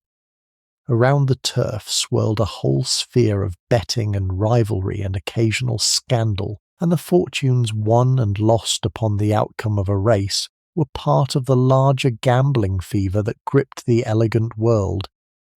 Stranger to modern eyes was the passion of the modish for boxing, the brutal prize fighting that the Regency knew as the noble art and followed with a devotion that drew even the highest in the land.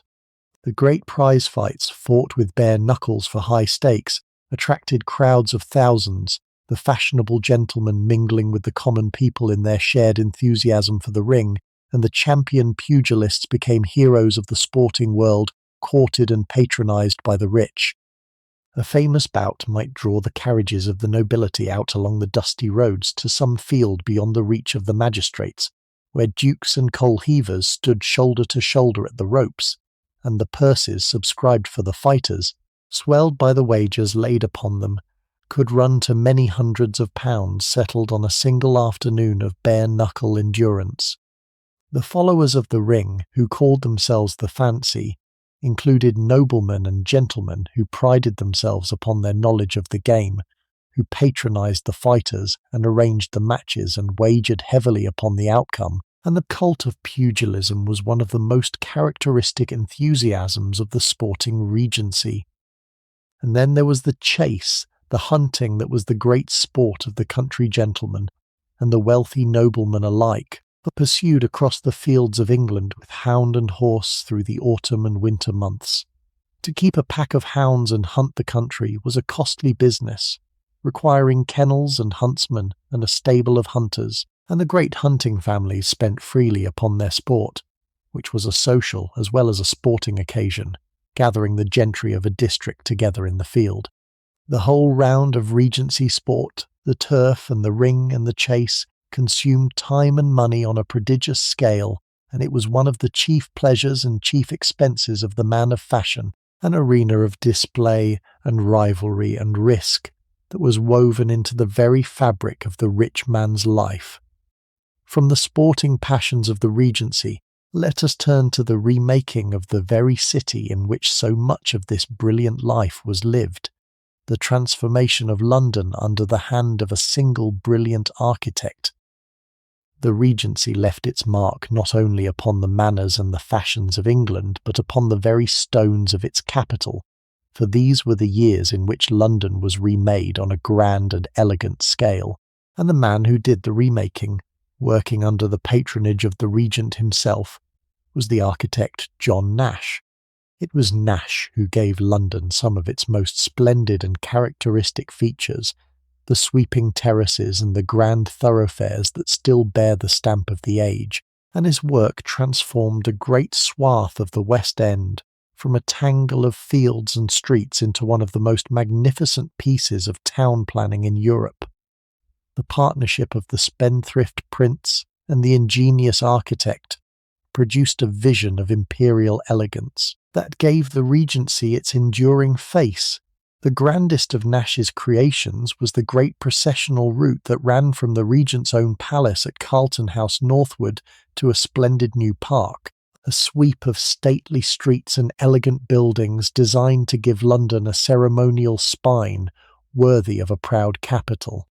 At its heart lay Regent Street, the broad and curving thoroughfare lined with handsome shops and houses that became one of the most fashionable streets in the world, and at its northern end lay the new park, surrounded by terraces of dazzling white stucco built in the noble classical manner, palatial ranges of houses that presented to the park a face of columns and pediments fit for the residences of princes. The whole composition, the street and the park and the terraces, was a work of imperial grandeur, and it gave the rich of the Regency settings for their lives of unparalleled splendour. The terraces that Nash threw up around the new park were a new kind of grand residence, but they presented the appearance of vast palaces while in fact comprising rows of individual houses behind their magnificent shared facades. A family taking a house in one of these terraces enjoyed a residence of the most modish elegance, part of a composition of columns and stucco that proclaimed wealth and taste, set beside the greenery of the park in the most desirable situation in London. The stucco that covered them, painted to resemble stone, gave the terraces their characteristic gleaming whiteness. And though the critics sometimes sneered at the cheapness of the material beneath the grand effect, the terraces became and remain one of the great glories of London, the very emblem of Regency taste. What Nash and his royal patron created was a vision of London as an imperial capital, a city of grand vistas and palatial terraces and elegant thoroughfares, fit to be the heart of a great and growing empire. It was a vision realized on a scale and with a coherence rarely seen in the haphazard growth of English cities, and it gave the Regency a magnificence in stone to match its magnificence in manners and dress. The rich who lived in Nash's terraces and shopped in his street and drove in his park moved through settings of deliberate splendour, designed to proclaim the wealth and the grandeur of the age and the elegance of Regency London, surviving still in those gleaming terraces and curving streets, remains one of the most beautiful legacies of the spendthrift prince and his ingenious architect. But the Regent's building did not stop at London, for on the south coast he raised a pleasure palace stranger and more wonderful than anything in the capital, and it is to that fantastical creation, and to the seaside world it crowned, that we turn next. If London under Nash became a city of imperial elegance, the Regent reserved his most fantastical building for the south coast, where at Brighton he created a pleasure palace, unlike anything else in England, the Royal Pavilion, a fantasy in the Indian and Chinese taste that crowned the fashionable seaside world the Regent himself had done so much to create. Brighton in these years was transformed from a modest fishing town into the most fashionable watering place in England, drawn into brilliance by the favour of the Prince, who made it his favourite resort and gathered around him there the gayest and most extravagant ranks of the age. Where the Prince went, fashion followed, and Brighton became, for a brilliant season, a second capital of the fashionable world by the sea. The pavilion itself was the wonder of the place, a building of pure escapist fantasy that the Regent raised and embellished over many years at enormous cost. From without it presented a skyline of onion domes and minarets in the Indian manner, exotic and dreamlike against the sea, while within it dazzled the eye with chambers of the most lavish and fantastical decoration, dragons and serpents and gilded splendour, a banqueting room lit by a great chandelier hung from the claws of a silver dragon, a music room of crimson and gold, kitchens of the most advanced design, where the great Keremy himself once presided. It was a building of no practical purpose whatever beyond the delight of its owner, a monument to extravagance and fancy, and it stands to this day as the most complete expression of the Regent's taste, magnificent and absurd and wholly enchanting. The fashion for the seaside that Brighton embodied was itself a feature of the age, for the rich had discovered the pleasures and the supposed benefits of the sea, and the elegant watering places along the coast flourished with their patronage. The sea air and the sea bathing were held to be healthful, and the rich came down to the coast to take the waters in a new form, to bathe from the wheeled bathing machines that preserved their modesty, to promenade along the front, and to enjoy the circles of their own kind in surroundings of fashionable elegance. The seaside resort offered the pleasures of fashionable society transplanted to the coast, the assemblies and the card parties and the promenades, combined with the novel delights of the sea, and the rich flocked to Brighton and its rivals in pursuit of health and amusement together. What Brighton and its pavilion represented was the Regency spirit of pleasure and display carried to its most extravagant pitch, the pursuit of enjoyment for its own sake raised to a kind of art, financed by the riches of a prince who knew no restraint, and imitated by a polite society that asked nothing better than to follow him. The pavilion was the very symbol of the age, beautiful and useless, and immensely costly, a dream palace raised for no purpose but delight, and the brilliant seaside world that gathered around it was the Regency at its most characteristic, gay and extravagant and heedless, dancing by the sea while the war raged across the Channel and the poor went hungry in the manufacturing towns. From the delights of Brighton, let us turn to a more lasting use of Regency wealth, the gathering of art and treasures that occupied the richest connoisseurs of the age. Not all the wealth of the Regency rich was poured out upon fleeting pleasures, for a good deal of it went to the gathering of art and treasures, the building of collections that have endured long after the gowns and the dinners and the gaming debts were forgotten. The cultivated enjoyment of fine things was one of the marks of a noble family, and the rich of the Regency, like their forefathers, spent enormous sums upon paintings and sculpture and antiquities, filling their houses with the beauty of the ages and competing with one another in the splendour of their collections.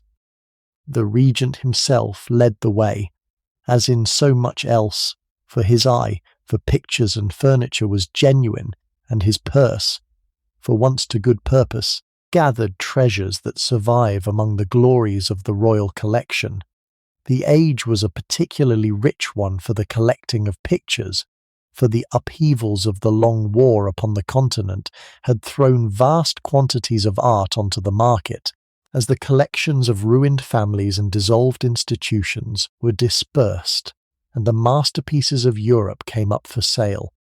The wealthy connoisseurs of England, with their purses full of the gold of the wartime boom, were eager buyers, and the masterpieces of the old masters flowed into the country to adorn the houses of the rich.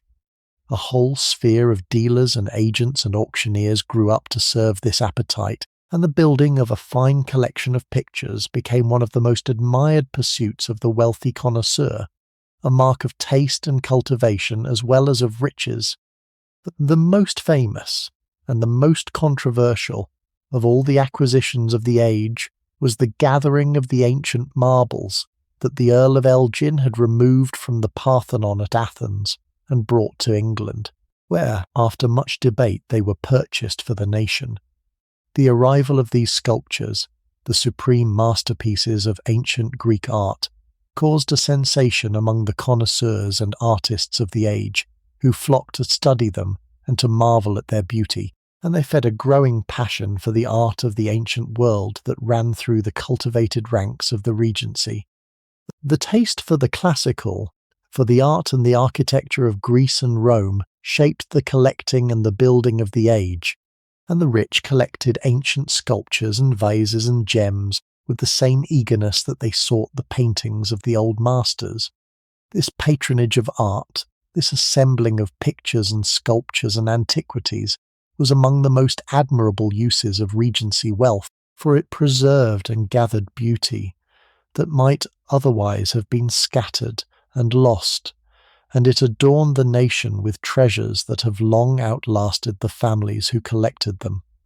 Many of the collections that are the pride of England today were assembled, or greatly enriched in this period, by the wealthy connoisseurs who poured their fortunes into the pursuit of beauty. The rich of the Regency spent recklessly upon pleasure and folly, upon gaming and dress and display, but they spent also upon the lasting beauty of art, and in this at least their wealth served a purpose that endured. From the treasures gathered in the houses of the rich, let us return to the social round, and to one of the great institutions of country life among the wealthy, the country house party. When the London season ended and the heat of summer emptied the capital, the rich removed to their country estates, and there, through the autumn and the winter, unfolded one of the chief institutions of their lives, the country house party, the gathering of guests at a noble house for days or weeks of hospitality and sport. To be invited to stay at one of the famous houses was to enter a world where every comfort was provided and every want anticipated, and the country house party, with its lavish hospitality and its rounds of sport and entertainment, was one of the chief amusements of the wealthy, and one of the great occasions for the display of a family's magnificence. The arrival of guests set the whole household in motion, For a fashionable lady travelled with trunks enough to clothe her differently for every occasion of a long visit, and her maid besides, and her husband's man, and all the apparatus of a comfortable life carried with her. The housekeeper prepared the bedchambers, aired the linen, kindled the fires, and arranged that each guest should find a room suited to his standing, the most honoured given the finest chambers with the best views across the park. The whole machinery of the huge house turned to the single purpose of making the visit a pleasure from the first moment to the last, and the host who could offer the best sport, the best table, and the finest guests earned a standing in society that spread by report through all of the round of fashion. The heart of the country house party was the table, and here the hospitality of the rich reached its fullest expression, for the guests were fed, day after day, upon dinners of the most lavish abundance, course following course in stately succession, the wines flowing without stint, the whole conducted with a ceremony that made each meal an occasion. To feed a houseful of guests in this manner for days or weeks together consumed quantities of food and drink that strain belief, the produce of the home farm and the gardens and the hothouses, the game from the estate, the fish from the rivers, the wine from the well-stocked cellars. It was hospitality raised to the pitch of magnificence, generosity made into a display of wealth, and the open house and the laden table were among the surest signs of a family's standing and a family's riches. Between the meals, the days were filled with sport and amusement suited to the season, for the autumn brought the shooting, the gentlemen going out across the estate with their guns and their dogs, and the winter brought the hunting, the company streaming out behind the hounds across the countryside. For the ladies and for the gentler hours there were walks in the grounds, drives in the park, music and cards and conversation in the drawing rooms, and in the evenings the guests gathered after the long dinner for the diversions of the night, the music and the play, and sometimes the dancing that might culminate in a grand ball with the neighbouring gentry invited in. The country house party was hospitality on a princely scale, a long festival of pleasure and sport and company that consumed a fortune and proclaimed a family's magnificence, and it was one of the most characteristic and most cherished institutions of the wealthy life. From the pleasures of the country, let us turn now to consider the place of the ladies in the world of Regency wealth. In the sphere of the Regency rich, so much of which was made by and for men, the place of women was in many ways constrained, and yet they played a part in that world far more significant than a first glance might suggest, and some of them wielded a power and an influence that few men could match. For although the law and custom of the age placed women at a great disadvantage, especially in the matter of property, there were arenas in which they ruled the ton, and the leading ladies of the Regency included some of the most formidable and celebrated figures of the age. The clearest example was the rule of the patronesses of Almack's, those leading ladies who controlled admission to the innermost circle of fashion and wielded over society a power that was absolute within its sphere. These were women who, though they could hold no office and cast no vote, governed the ton through their command of the social machinery, deciding who should rise and who should be excluded, dispensing or withholding the vouchers that were the keys to the summit of society. The political hostesses, too, who gathered the powerful in their drawing rooms and made their houses the headquarters of party and faction, exercised a real influence over the affairs of the nation, shaping opinions and advancing careers through the social arts in which they were supreme. In the management of society, the leading ladies of the Regency held a power that was real and considerable. The position of a wealthy woman depended greatly upon her circumstances, and above all upon whether she was unmarried, married, or widowed. An heiress who had not yet married controlled her own fortune, but she was under great pressure to marry, and by the law of the age to surrender the management of that fortune to her husband.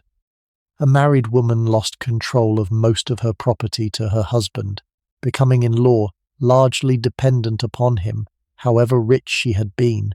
But the widow, especially one well provided for by her marriage settlement, might find herself in command of a large fortune and free, perhaps for the first time in her life, to manage it as she chose. The wealthy widow, established in her independence with her jointure secured, was one of the few figures of real autonomy among the ladies of the age, and the rich dowagers of the Regency were often formidable powers in their families and their society. And then there were the heiresses who would bring immense fortunes to the men who married them, and who were therefore objects of intense interest and rivalry in the marriage market of the age. A great heiress could transform the fortunes of the family she married into, and the competition for the hands of the richest of them was keen, the fortune hunters circling, the matchmaking mothers scheming. The young ladies themselves weighed and valued according to the size of their expectations. For the ladies of the Regency rich, whether as heiresses or wives or widows or hostesses, were caught up in a system where wealth and marriage and power were bound tightly together, and their fortunes, in every sense, depended upon the working of that system. It is to the central mechanism of that world, the marriage market through which the enormous fortunes were joined and preserved, that we now turn. Among the Regency rich, marriage was rarely a simple matter of affection, for it was, for the wealthy and the well-born, one of the most important of all transactions, the means by which fortunes were joined and preserved, and dynasties continued, and the marrying of sons and daughters was conducted with a care and a calculation in which the heart often counted for very little.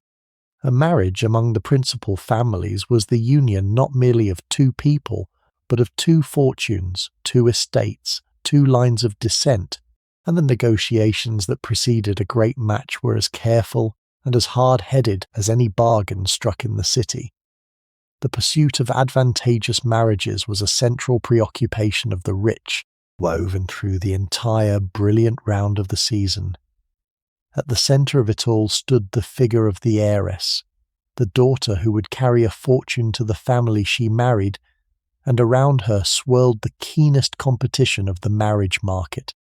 When a wealthy man had no son, his fortune might pass to a daughter, and such an heiress became an object of intense pursuit, courted by the families of eligible young men eager to capture her wealth, weighed and valued according to the size of her expectations.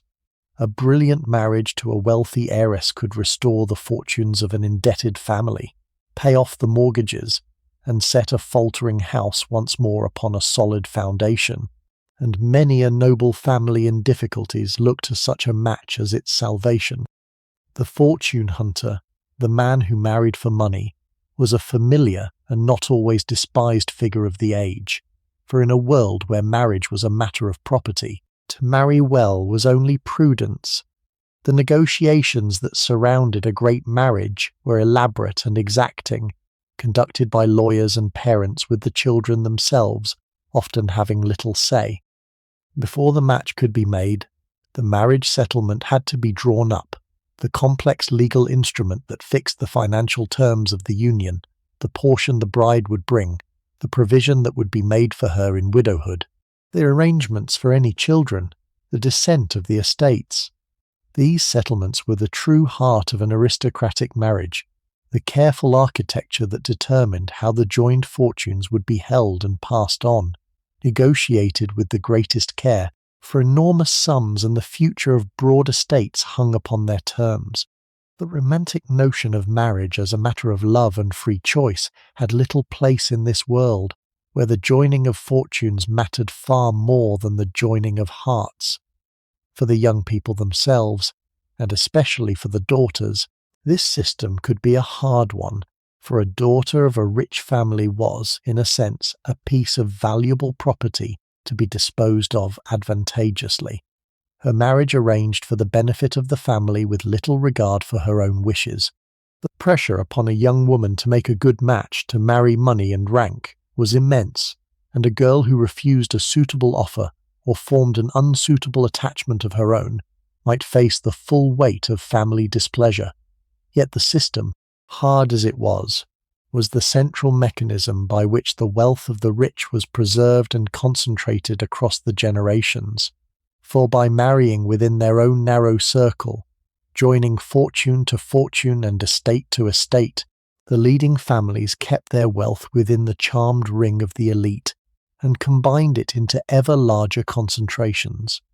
Money married money, rank married rank, and the immense fortunes passed down and joined together through the careful marriages of the few. The wealth of the rich kept within its narrow circle and concentrated, generation by generation, in several larger accumulations. But marriage was only one of the means by which that wealth was sustained, for behind it all lay the patient machinery that actually produced the money, the immense estates whose rents and riches paid for everything. It is to that machinery, the estate as an engine of income, that we now turn. Behind all the splendour of the Regency rich, behind the pavilions and the ballrooms and the deep play at the clubs, lay the unglamorous question of where the money actually came from, and for the magnates the answer was, as it had always been, the land. The palaces and the servants and the dress and the horses all had to be paid for, and the income that paid for them flowed up to the families from their estates, through the patient workings of land that we are apt to forget amid the glitter. The country estate of a great Regency family was not merely a beautiful place to live and a seat of power. It was, above all, a machine for producing income, and to understand the wealth of the rich one has to understand how that machine worked. The heart of it was rent, for the great landowner did not farm his own land, but let it out to tenant farmers, who paid him an annual rent for the use of the fields, and from the accumulated rents of all the tenant farms upon an estate, scattered sometimes across several counties, came the bulk of the family's income. The Regency was a particularly golden time for the collectors of rent, for the long war had driven up the price of corn, and as corn rose the value of farmland rose with it, allowing the landowners to raise their rents and swell their incomes. The rent roll of a broad estate climbed steadily through the years of war, and the families who lived upon their rents found their incomes growing handsomely. The golden harvest of the war reaped not on the battlefield, but in the rent audit. But land yielded more than rent alone, for beneath the fields of many estates lay minerals, coal above all, and as the appetite of the industrial age for fuel grew without cease, the families who owned coal-bearing land found themselves sitting upon fortunes that swelled with each passing year. The Regency rich drew wealth from the coal and the iron beneath their acres, from the lead and the stone and the slate, from the timber of their woods, all of it flowing up to the family that owned the ground. A sprawling estate was a treasure house of resources, and its income came not only from the rents of the farms, but from the riches that lay beneath and upon the land, gathered and sold to feed the growing hunger of the manufacturing age. Managing all of this was a serious business, entrusted not to the landowner himself but to a steward or agent, a professional manager who collected the rents and oversaw the tenants and the woods and the mines, kept the account, and handled the 1,000 practical matters of a great property. The landowner might take a close interest in his estate, riding out to inspect his farms and his improvements, or he might leave it all to his steward and concern himself only with spending the income. But, either way, the machine of the estate turned on, producing, season after season, the river of money that flowed up to sustain the magnificence above. This was the engine of Regency wealth, the patient and productive land, turning the ownership of the English earth into the gold that paid for the pavilions and the ballrooms, and the income it produced supported a style of life whose every detail, from the table to the carriage to the army of servants, proclaimed the wealth of those who enjoyed it. Let us turn now to one of the newer pleasures on which that wealth was spent, the brilliant round of the opera, and the concert that filled the fashionable evenings of the age. Among the pleasures that filled the elegant evenings of the Regency, music held a high and brilliant place, and above all the opera, which was one of the great resorts of the rich and one of the most glittering institutions of the season. The Italian opera, performed at the King's Theatre in the Haymarket,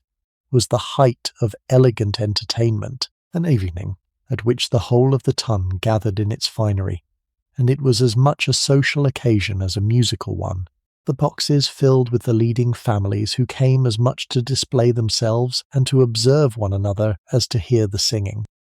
To take a box at the opera for the season was a mark of social standing, an expensive privilege that placed a family within the elite of the musical world. The opera house was a theatre of fashion as much as of music, and the social rituals that surrounded it were as elaborate as the performances upon the stage. The company arrived late and left early, paid visits from box to box, surveyed the house through their glasses, and conducted the business of society amid the music, for the opera was one of the chief meeting places of the ton, where the ton saw and were seen, where reputations were displayed and alliances furthered. The music itself, the singing of the great Italian performers who drew the crowds, was genuinely loved by many and treated as mere background by others. But whether one came for the art or for the society, an evening at the opera was one of the indispensable pleasures of the fashionable season. Beyond the opera lay the wider realm of song that filled the houses and the assemblies of the rich, for music was woven into the fabric of elegant life. The leading families employed musicians and kept fine instruments, and musical accomplishment was counted among the proper attainments of a young lady who was expected to play and to sing for the entertainment of the company. The evening in a noble house often included music, a performance upon the pianoforte or the harp,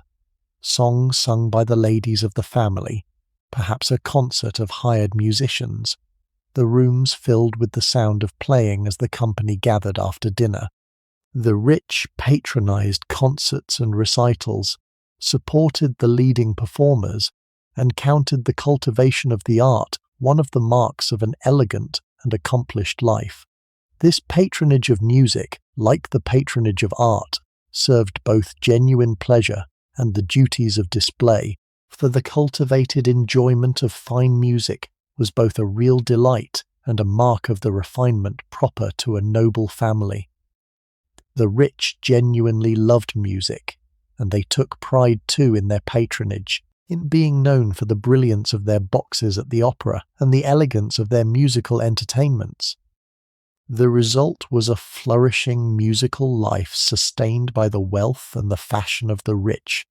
a brilliant season of opera and concert and recital that was among the chief ornaments of the age. The great performers found their support among the wealthy. The singing of the season filled the fashionable evenings, and the opera house blazed with the jewels and the finery of a society that came to shine as much as to listen. From the brilliant realm of song, let us turn to a sharper and more mocking voice of the age, the print shops and the caricaturists who held the follies of the rich up to ridicule. For all the power and splendour of the Regency rich, they did not escape the sharp and mocking eye of the age, for these were the great years of the caricaturist, when the print shops of London displayed in their windows savage and brilliant satires upon the follies of the good society, and even the prince at the summit was held up to merciless mockery. The art of caricature reached a height in these years that it has perhaps never surpassed, and the great satirists, with their biting pencils, created images of the rich and the powerful that were as cruel as they were funny, exposing the vanity and the extravagance and the vice of the ton to the laughter of the entire nation. The print shops were an institution of Regency London, their windows crowded with the latest satirical prints, before which the public gathered to laugh at the follies of their betters. The caricaturists spared no one, least of all the Prince Regent himself, who was a favourite target, depicted again and again in his enormous bulk, a mountain of self-indulgent flesh, sunk in luxury and dissipation, a figure of grotesque excess held up to the ridicule of the country he was to rule. The principal families, The dandies, the gamblers, the reigning beauties, all were fair game for the satirists, who exposed their vanities and their scandals with a savage glee, and the prince passed from hand to hand and from window to window, spreading the ridicule far beyond the narrow circle of the ton. These satires were more than mere amusement, for they expressed something real about the relationship between the rich and the rest of the nation, a current of resentment and mockery that ran beneath the deference owed to rank. The ton might rule society and command the wealth of the nation, but it could not escape the laughter of the print shops, the sense that its extravagance and its follies were absurd and even contemptible in the eyes of the ordinary people who gathered to laugh before the windows. The caricaturists gave voice to a popular judgment upon the rich, a judgment that was often harsh and sometimes cruel, and the very freedom with which they mocked the highest in the land, even the prince himself, was a striking feature of the age. The rich, for their part, regarded the caricaturists with a mixture of irritation and resignation, for there was little they could do to escape the mockery, and some of them, indeed, collected the prints that satirized their own circle, finding in them a wry amusement. The regent himself, though wounded by the savagery of the attacks upon him, could not silence them, for the press and the print shops enjoyed a freedom that even royal displeasure could not curb. The brilliant follies of elegant society were enacted, in a sense, before a watching and mocking audience, the whole public looking on through the windows of the print shops, and laughing at the extravagance of its rulers, and the caricatures of the age remain, to this day, among the most vivid and revealing records of the Regency rich, capturing in their cruel and brilliant lines the vanity and the splendour of that glittering world. From the mocking voice of the satirists, let us turn to the pleasure gardens and the public amusements where the elegant mingled with the wider world. Among the public amusements of Regency London, none was more famous or more characteristic than the pleasure gardens, the great gardens of entertainment where the fashionable and the ordinary mingled together in the warm evenings of the season, and where the rich came to be amused in a setting of artificial enchantment. The grandest of them was Vauxhall, across the river to the south, a place of tree-lined walks and painted pavilions and thousands of glittering lamps, where the visitors strolled and supped and listened to music beneath the open sky. To pass an evening at Vauxhall was one of the lighter amusements of the age, a descent from the exclusive heights of the ballroom into a more public and varied scene of amusement, and the rich went there to be diverted and to mingle, for a while, with a wider company than the narrow circle of the ton. The gardens were a place of enchantment, especially by night, when the thousands of lamps were lit among the trees, and the whole scene took on a magical quality. The walks glowing with light, the music drifting from the orchestra, the supper boxes filled with people. Here the fashionable came to stroll along the illuminated avenues, to take supper in the boxes, to listen to the singing and watch the fireworks that lit the night sky, and to enjoy the particular delight of being amused in a crowd. The famous thin slices of ham and the arrack punch of Vauxhall were celebrated features of the place, and the suppers taken in the boxes, expensive and meagre though they often were part of the ritual of an evening in the gardens. What made the pleasure gardens distinctive was precisely their public character, for they were open to all who could pay the price of admission, and the crowd that gathered there was far more mixed than that of the exclusive resorts of fashion. Here the great and the elegant mingled with the merely respectable, and sometimes with the disreputable, and part of the charm and the peril of the gardens lay in this mixing, in the chance encounters and the loosening of the rigid boundaries that governed fashionable life. The dim and winding walks beyond the lighted avenues had a reputation for intrigue and adventure,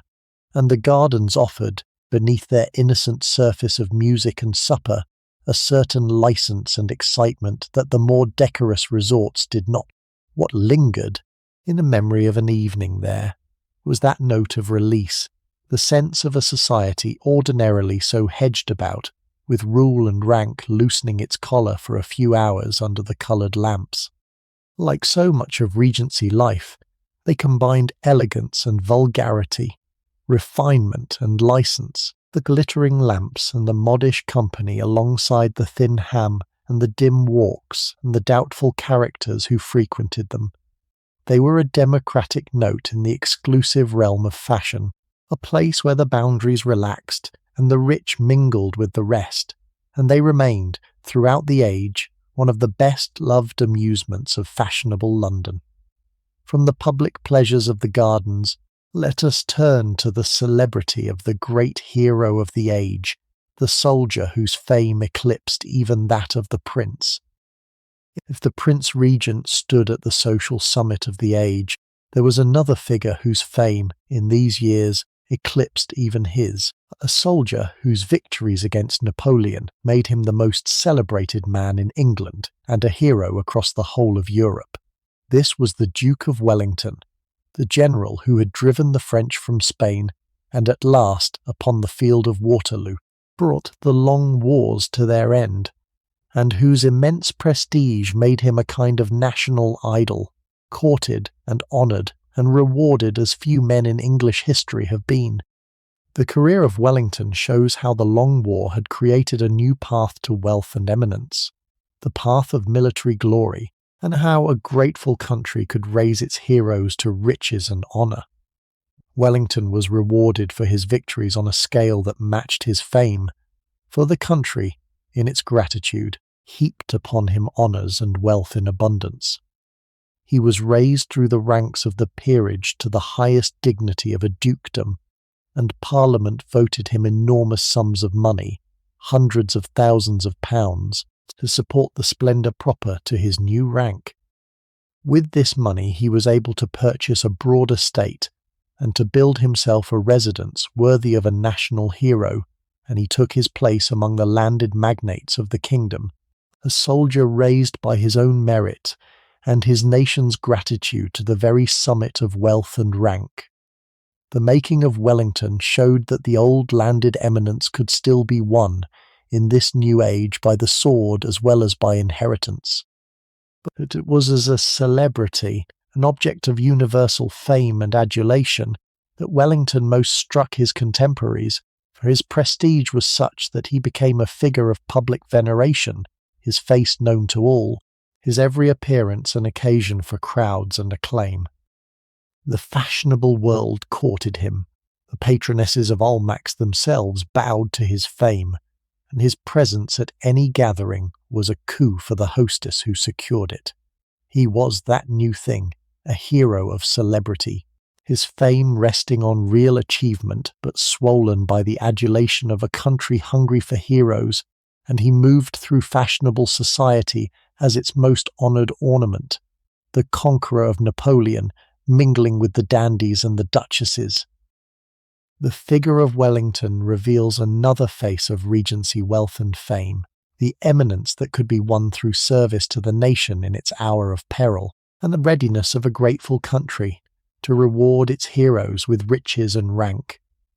In an age that worshipped fashion and birth, here was a man raised to the summit by merit and achievement, his fortune the gift of a nation rather than the inheritance of ancestors, and his immense prestige a kind of celebrity that the modern world would recognize. He was the hero of the age, honoured and enriched beyond any soldier of his time, and his rise alongside the spendthrift prince and the ruined dandy completes the gallery of the great figures of the Regency, the men whose fame and fortune defined the age. From the hero of the wars, let us turn to the shopping and the luxury trades that clothed and adorned the ton.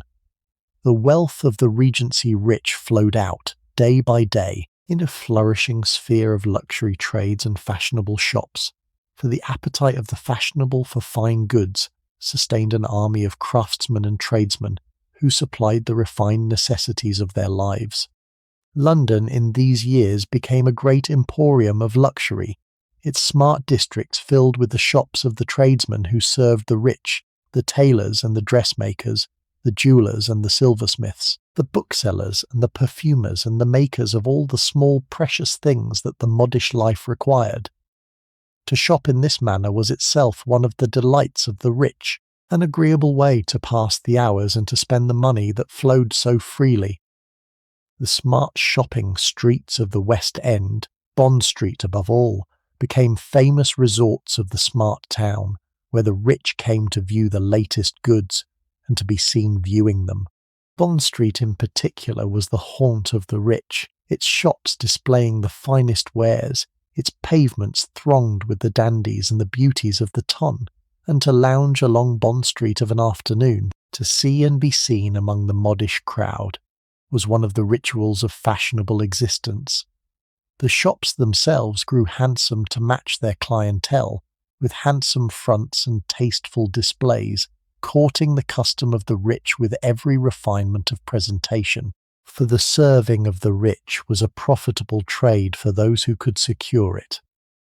A novelty of the age was the bazaar, a kind of covered market of many small stalls under a single roof, where a great variety of fashionable goods could be bought in handsome surroundings, and these establishments became fashionable resorts in their own right, places to shop and to stroll and to pass an idle hour.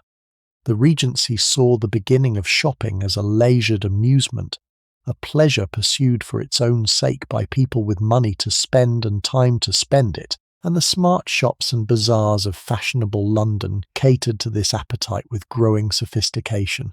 The buying of luxuries became a pastime, the shops a kind of entertainment, and the modish spent freely and frequently upon the endless small acquisitions that a refined life seemed to require. Behind every elegant shop front stood the workshops where the goods were actually made, and the skilled hands that produced them, the cabinet makers and seamstresses and jewellers, whose craft the fashionable rarely thought about, and could not have done without. The luxury trades employed great numbers of skilled workers, the cabinet makers and the tailors and the jewellers and the rest, whose craftsmanship sustained the elegance of the rich, and the finest of them achieved a reputation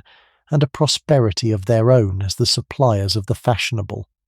The whole flourishing realm of luxury trade, the elegant shops and the skilled crafts that supplied them, was sustained by the spending of the rich, and it was one of the ways in which their wealth flowed out into the wider economy,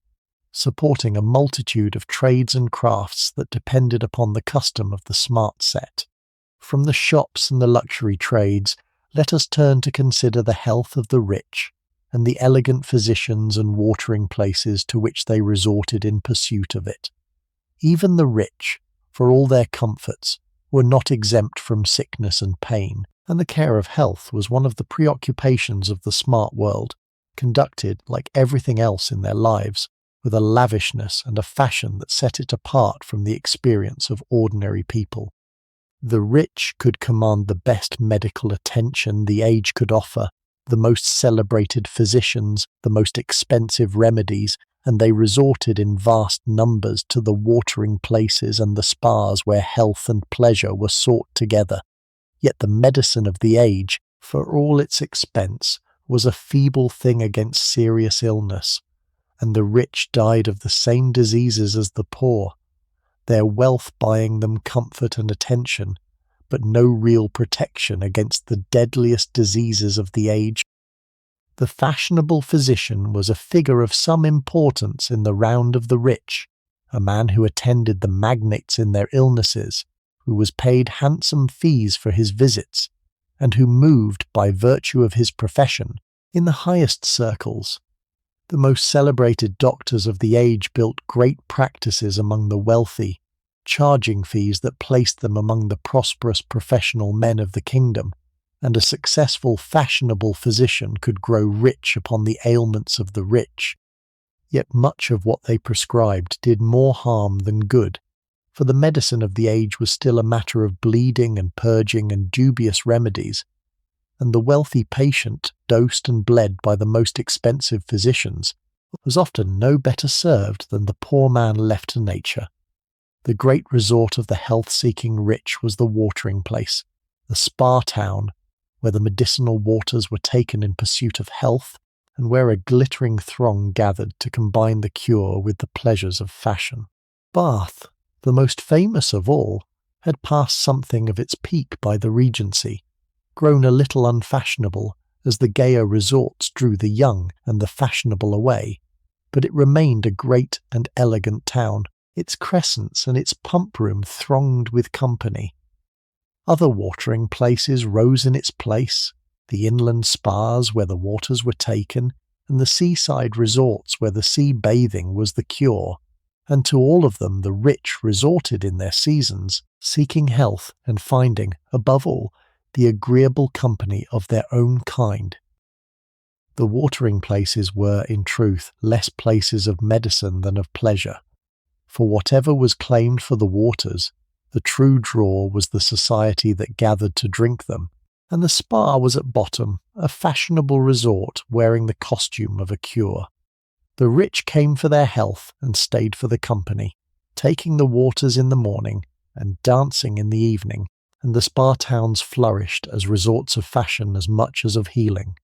The care of health, like the pursuit of every other object among the Regency rich, became an occasion for display and society and expense, conducted in surroundings of fashionable elegance, and the watering places, with their pump rooms and their assembly rooms, were among the pleasantest of all the resorts of the wealthy.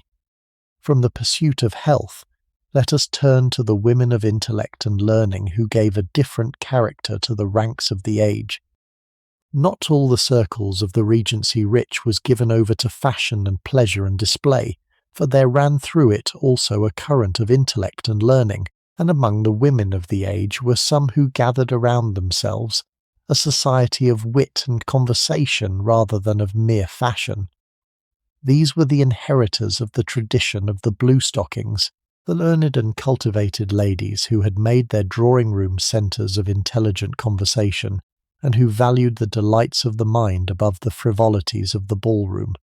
They formed a distinct strand within the ranks of the rich, a world of books and ideas and serious talk that offered an alternative to the relentless round of fashionable amusement. The intellectual hostess gathered in her drawing-room a society of writers and thinkers and cultivated people, and her gatherings were occasions for conversation and the exchange of ideas rather than for dancing and gaming.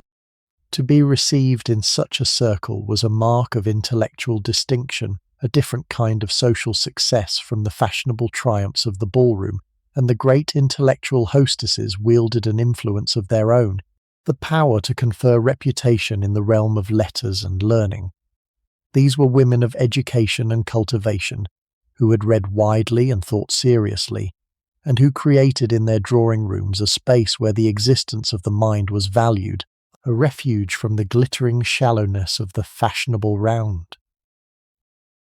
The learned ladies of the age were sometimes mocked, it is true, for their pretensions to learning, for the elegant world was apt to regard a woman of intellect with a certain suspicion, and the very name of bluestocking carried a hint of ridicule, suggesting a woman who had neglected the proper accomplishments of her sex for the unwomanly pursuit of learning. Yet the best of these women commanded a genuine respect, for their learning was sound, and their conversation brilliant, and their drawing-rooms drew the most cultivated society of the age. They represented a different ideal of what a woman of the rich might be, not the modish beauty or the great hostess of the ballroom, but the woman of mind, the cultivated and intelligent lady, whose distinction lay in her learning and her wit. This intellectual current gave to the ranks of the Regency rich a depth and a seriousness that the glittering surface might lead us to overlook, for alongside the gaming and the dancing and the display, there was true cultivation, real learning, fine conversation, sustained by women and men who valued the life of the mind. The wealthy who chose this path patronized writers and scholars, gathered libraries, supported the arts and learning, and made their houses centers of intellectual as well as fashionable life. It was a reminder that the rich of the age were not all frivolous spendthrifts, that among them were people of real cultivation and intelligence, who used their wealth and their leisure in the pursuit of knowledge and the company of clever people. The circles of the Regency had room for the mind as well as the body, for learning as well as fashion, and the intellectual circles of the age were among its quieter ornaments. From the women of intellect, let us turn to the deepest foundation of all that the rich possessed, the power over the nation that their wealth conferred. Of all the things that enormous wealth conferred in Regency England, none was more important than power, for the rich did not merely enjoy their riches in private splendour, they ruled the country. The leading landed families who stood at the summit of wealth stood also at the summit of political power, and the connection between the two was so close as to be almost inseparable, for in that age the government of the nation was very largely the business of a small class of wealthy landowners, who controlled the parliament and filled the offices of state and shaped the policies of the kingdom. To be rich in land was to be powerful in the state, and the magnificent houses and broad estates of the foremost houses were the foundation not only of their splendour, but of their dominion. The political system of the age was made to serve the interests of the landed rich, for the right to vote and the seats in Parliament were tied to property, and the great landowners controlled a large share of both. Many seats in the House of Commons were effectively in the gift of the leading families, who could return their chosen candidates almost at will, and the House of Lords was, of course, the very assembly of the nobility, the great peers sitting by hereditary right. Through their control of seats and votes and offices, the wealthy families dominated the politics of the nation, and a young man who wished to rise in public life had, for the most part, to attach himself to one of the great political houses and seek its patronage. This power was exercised through an intricate system of patronage that ran through the whole of public life, for the magnates controlled an enormous range of appointments and favours, places in the government and the church and the army and the law, pensions and sinecures and contracts, and the seeking of their favour was one of the chief preoccupations of the ambitious. A man who wished to advance, who sought a place or a promotion, must look to the patronage of the rich, must attach himself to a powerful family and earn its support,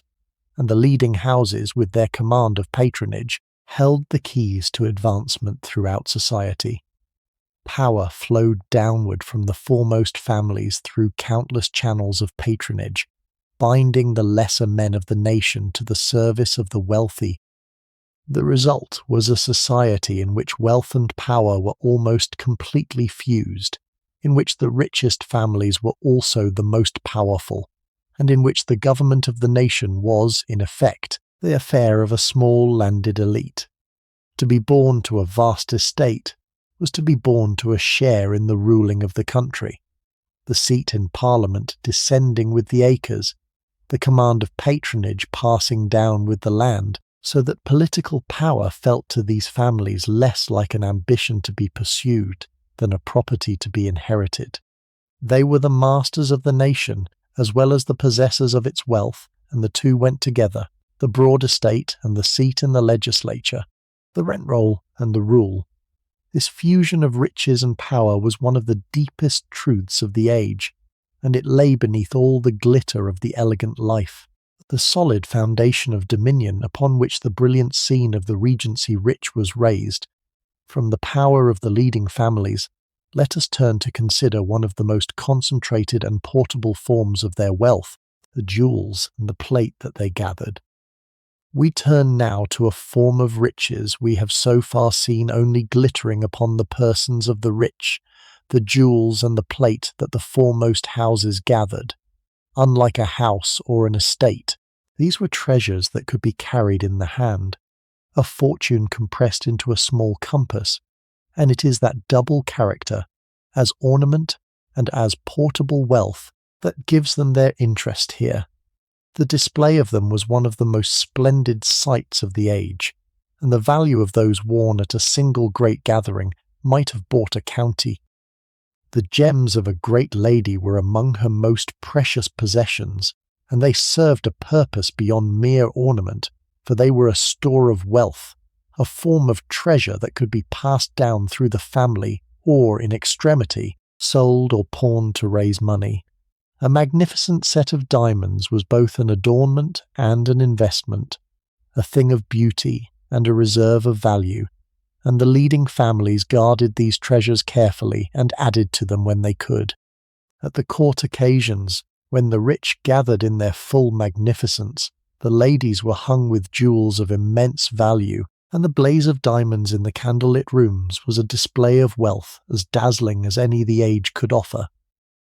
Beside the jewels stood the plate, the silver and gilt vessels that graced the tables of the rich and filled the sideboards, another store of portable and displayable wealth. A leading family's plate was accumulated over generations, the finest work of the silversmiths, and it was brought out for the grand occasions, the table set with services of silver and gold, the sideboard laden with the glittering vessels that proclaimed the wealth of the house. To dine off gold and silver plate was a mark of the highest magnificence, and the magnates competed in the splendour of their services, commissioning the finest craftsmen to create works that were both useful and beautiful, and a store of wealth besides. The plate, like the jewels, could be melted down or sold in time of need, and it served the rich as both ornament and reserve. What made these treasures so prized was the way they united two things the rich valued above all: beauty and security, the pleasure of display and the comfort of a reserve that could be sold or pawned in an hour of need. The appetite of the rich for fine stones and beautiful settings, for services of gold and silver of the finest workmanship, sustained the most skilled craftsmen of the age, the jewellers and goldsmiths and silversmiths, whose art produced these treasures. And the display of jewels and plate at the grand occasions of the season, the diamonds blazing in the candlelight and the plate gleaming upon the table, was among the most dazzling expressions of the wealth of the Regency rich, a concentration of value and beauty that proclaimed a family's standing in the most splendid and unmistakable way. From the treasures of jewels and plate, let us turn to the matter of travel, and to how the rich moved about their world in an age before the railway. In an age before the railway, when all movement upon land depended upon the horse, travel was a slow and costly business, and the manner in which the rich moved about their milieu was, like everything else in their lives, set apart from the experience of ordinary people by its comfort and its expense. The great families travelled in their own carriages, drawn by their own horses, attended by their own servants, journeying between their country seats and the capital and the watering places in a style of comfort that the ordinary traveller could not dream of. To travel as the rich travelled was to move through the country in a private bubble of ease, insulated from the hardships of the road that bore so heavily upon those who went by humbler means. The roads of England had improved greatly in the decades before the Regency, for the turnpike trusts had built and maintained better highways, and the journey times between the vast towns had fallen accordingly, so that travel, though still slow by our standards, was faster and easier than it had ever been. The rich travelled in well-sprung carriages over these improved roads, stopping at the great coaching inns where fresh horses were kept ready, and a wealthy family might cover the distance between its country seat and London in a day or two of comfortable journeying. The private travelling carriage, well appointed and drawn by a good team, was a kind of moving drawing-room, and the rich passed the hours of their journeys in as much comfort as the road allowed. For those who did not keep their own carriages or who travelled lighter, there was the option of posting, the hiring of horses and a post-chaise at each stage of the journey. The fresh horses and the postilions changed at every inn along the road. To travel post was the fashionable way to journey for those without their own equipage, faster and more flexible than the public coaches, and the post-chaise, the light yellow carriage that carried the traveller from stage to stage, was a familiar sight upon the roads of England. The cost of posting was considerable, for fresh horses had to be hired at every stage, but it was the way the fashionable travelled when they did not use their own carriages, and the great coaching inns of England prospered on the custom of the posting travellers. Beyond the shores of England lay the continent, and with the ending of the long war the rich could once more travel abroad, resuming the fashion for foreign travel that the conflict had interrupted. The fashionable flocked across the Channel to see Paris and to tour the continent, to visit the famous cities and the scenes of the recent wars, and the tradition of the foreign tour, the journey through France and Italy in pursuit of culture and amusement, were revived in the years after Waterloo. To travel abroad was an expensive undertaking, requiring carriages and servants and long absences, and it was one of the privileges of the rich, who could afford the time and the money that foreign travel demanded. A leisurely progress through France and Italy, with its servants and its hired carriages and its long stays in the famous cities, might occupy the better part of a year and cost as much as the building of a handsome house at home. The whole business of travel, whether about England or abroad upon the continent, was conducted by the rich in a style of comfort and expense that set them apart. One more of the ways in which their wealth purchased an ease and a freedom denied to ordinary people. From the matter of travel, let us turn to consider the lighter and more doubtful pleasures of the elegant men of the age.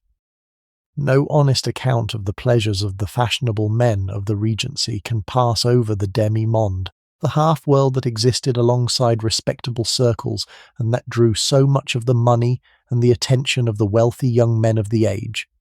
For beneath the decorous surface of fashionable existence ran a current of looser pleasure, a sphere of fashionable mistresses and women of doubtful reputation who moved at the edges of society, courted and maintained by the rich men who could afford them. This was a feature of the age that respectable society preferred not to discuss too openly, but it was woven into the fabric of fashionable London, and an enormous deal of money flowed into it from the purses of the rich.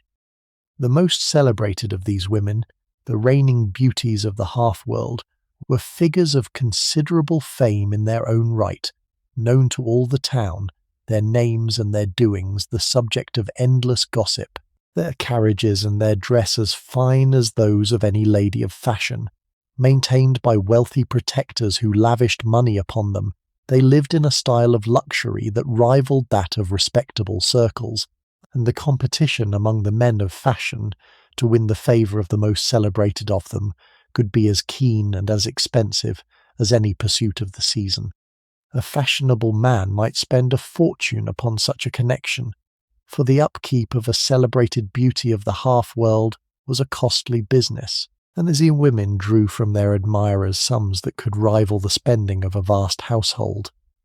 This shadowy demi-monde was an open secret of fashionable existence, tolerated and even expected among the young men of the ton, though it existed in an uneasy relationship with the respectable society from which it was carefully separated. The same man might move between the two, paying his respects to the ladies of fashion in the ballroom, and keeping his connection with the half-world in another quarter of the town, and the two were kept rigidly apart, for the respectable lady and the woman of the demi-monde could not acknowledge one another. The double standard of the age permitted the man of fashion a license that it sternly denied to the fashionable woman, and the half-world existed to serve that license, a permitted indulgence of the wealthy young men who could afford its considerable costs.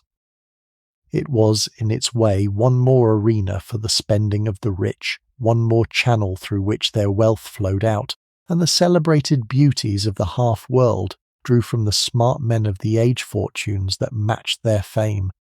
The whole business was conducted with a certain discretion, kept in its proper place at the edges of society, acknowledged and ignored at once. But it was a real and a costly feature of elegant life, and any true picture of how the rich men of the Regency spent their money and their leisure must give it its place. The pursuit of pleasure ran through the whole of the age, in its respectable forms and its less respectable ones alike, and the wealth of the rich financed it all. The balls and the operas and the country house parties, and the looser pleasures of the half-world besides. From the diversions of the elegant men, let us turn to the splendid settings in which so much of this brilliant life was passed, the vast town houses of the rich. Let us pause now at the threshold of one of these mansions and step inside, for we have considered what the town house was for without yet seeing what it held. To cross into such a residence was to pass into a realm of the most studied magnificence, where every detail had been contrived to proclaim the riches and the taste of those who dwelt there. These were not the modest dwellings of ordinary people, but vast and splendid residences, set in the most fashionable quarters of the West End, in Mayfair and St. James's, and the squares of the rich. Behind their handsome facades, these were among the costliest interiors in the kingdom, fitted up without regard to expense and renewed with every shift of fashion, so that the mansion itself, before ever a guest was received, stood as a statement of what the family was worth. Within, the immense townhouse was arranged for display and entertainment on the grandest scale, for its chief purpose was to receive the world of fashion in surroundings of magnificence. There were the great reception rooms upon the principal floor, the drawing rooms and the dining room and the ballroom, decorated in the height of fashion, hung with paintings, furnished with the finest workmanship,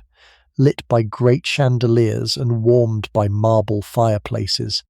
The staircase that rose through the house was itself a work of splendour, a sweeping ascent of stone or marble, up which the guests processed to the rooms above, and the entire arrangement of the house was designed to impress,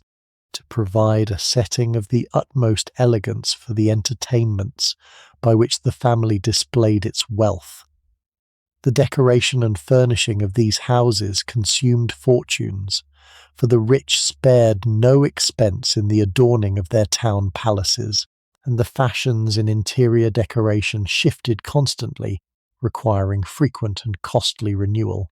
The walls were hung with silk or papered in the latest taste,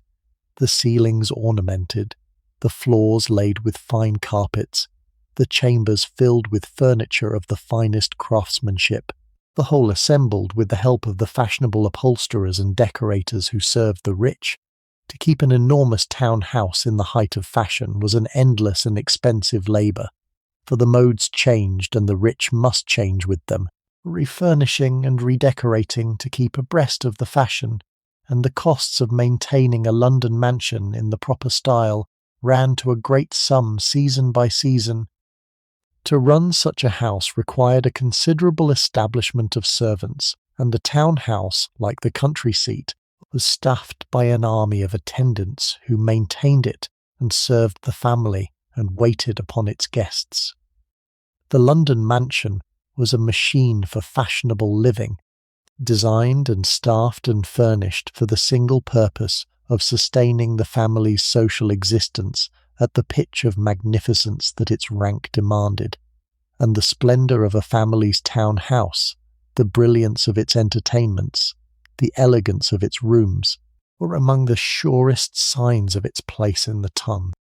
From the splendour of the town house, let us turn to the daily life of the elegant young man who moved through these brilliant settings, the dandy and the man about town. At the centre of fashionable male society stood the figure of the man about town, the wealthy young gentleman who gave himself to pleasure and fashion, and whose daily round, idle and elegant and expensive, was one of the most characteristic features of the age.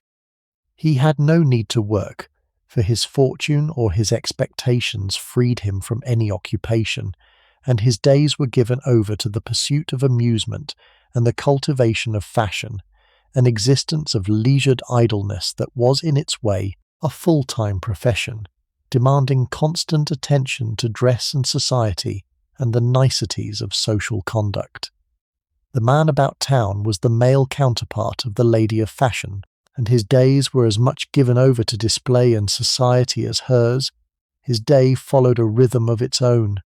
He rose late, for the ton kept late hours, and devoted the morning to the serious business of dressing, the tying of the cravat, and the perfecting of his appearance that the standard set by Brummell demanded.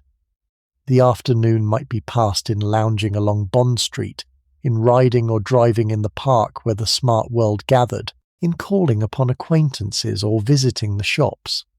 The evening brought the dinners and the clubs, the opera and the ball and the rout, the deep play at the gaming tables, the whole brilliant round of fashionable nightlife that ran on into the small hours. It was an existence of pure pleasure and display, costly and idle and elegant, and it was the ideal to which the young men of the age aspired. A particular type was the Corinthian, the sporting gentleman who combined the elegance of the dandy with a passion for manly sports, who could drive a four-in-hand and spar in the boxing ring and ride to hounds, and who prided himself upon his prowess in the masculine pursuits of the age. The Corinthian was an aristocrat of sport as well as of fashion,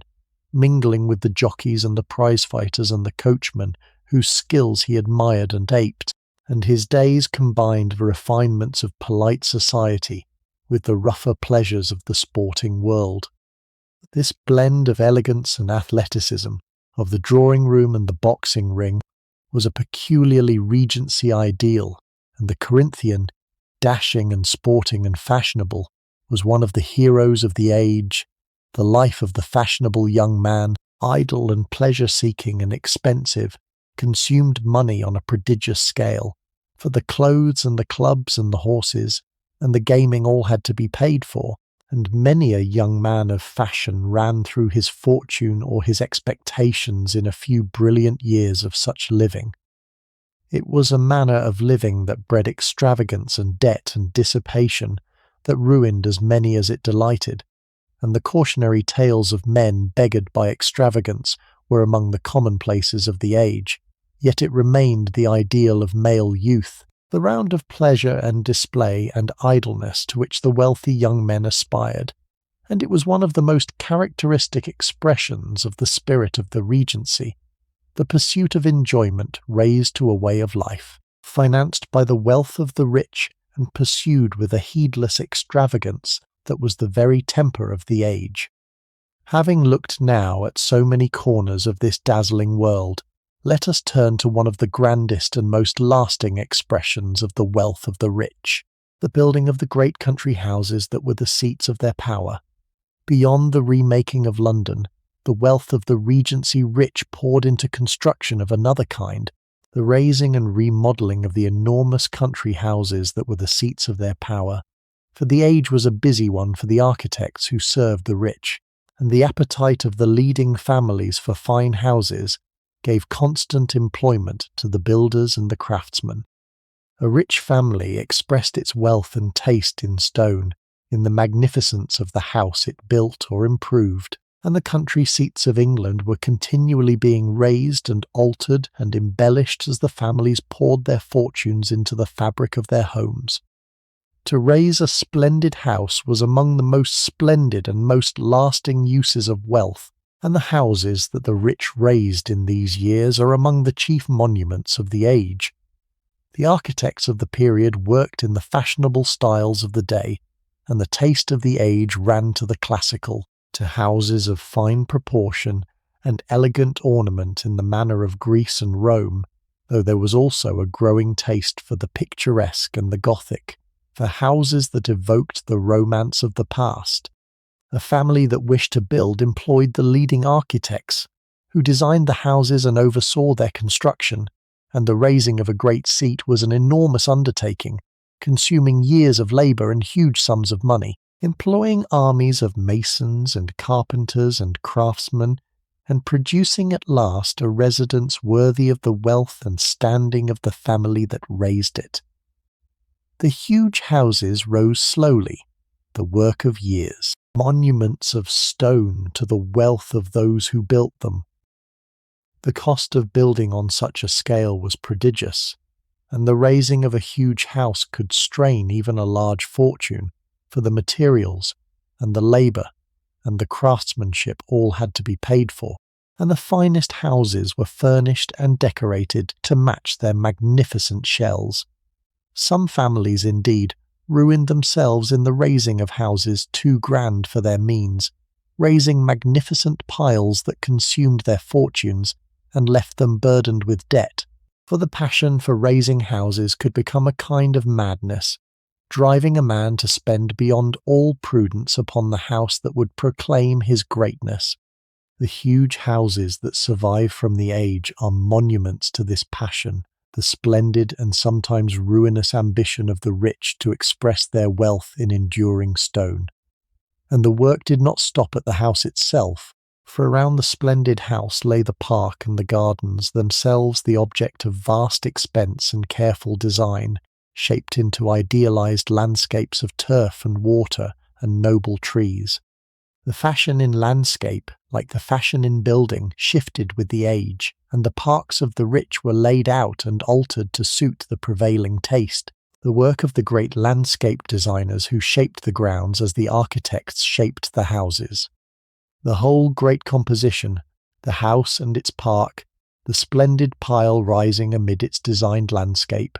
was the supreme expression of the wealth of a landed family, a monument of stone and earth to its greatness, raised at enormous cost and intended to endure for ages.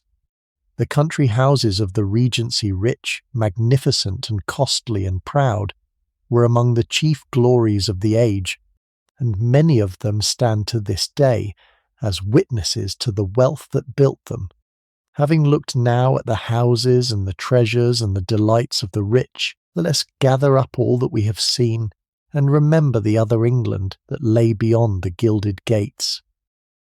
We have passed this evening among the glittering riches of the Regency, in ballrooms and pleasure palaces and the houses of the great, and it would be wrong to leave that scene without remembering, even briefly, the other England that lay beyond its gilded gates, the vast mass of the poor whose hardship was the dark background against which all that brilliance shone.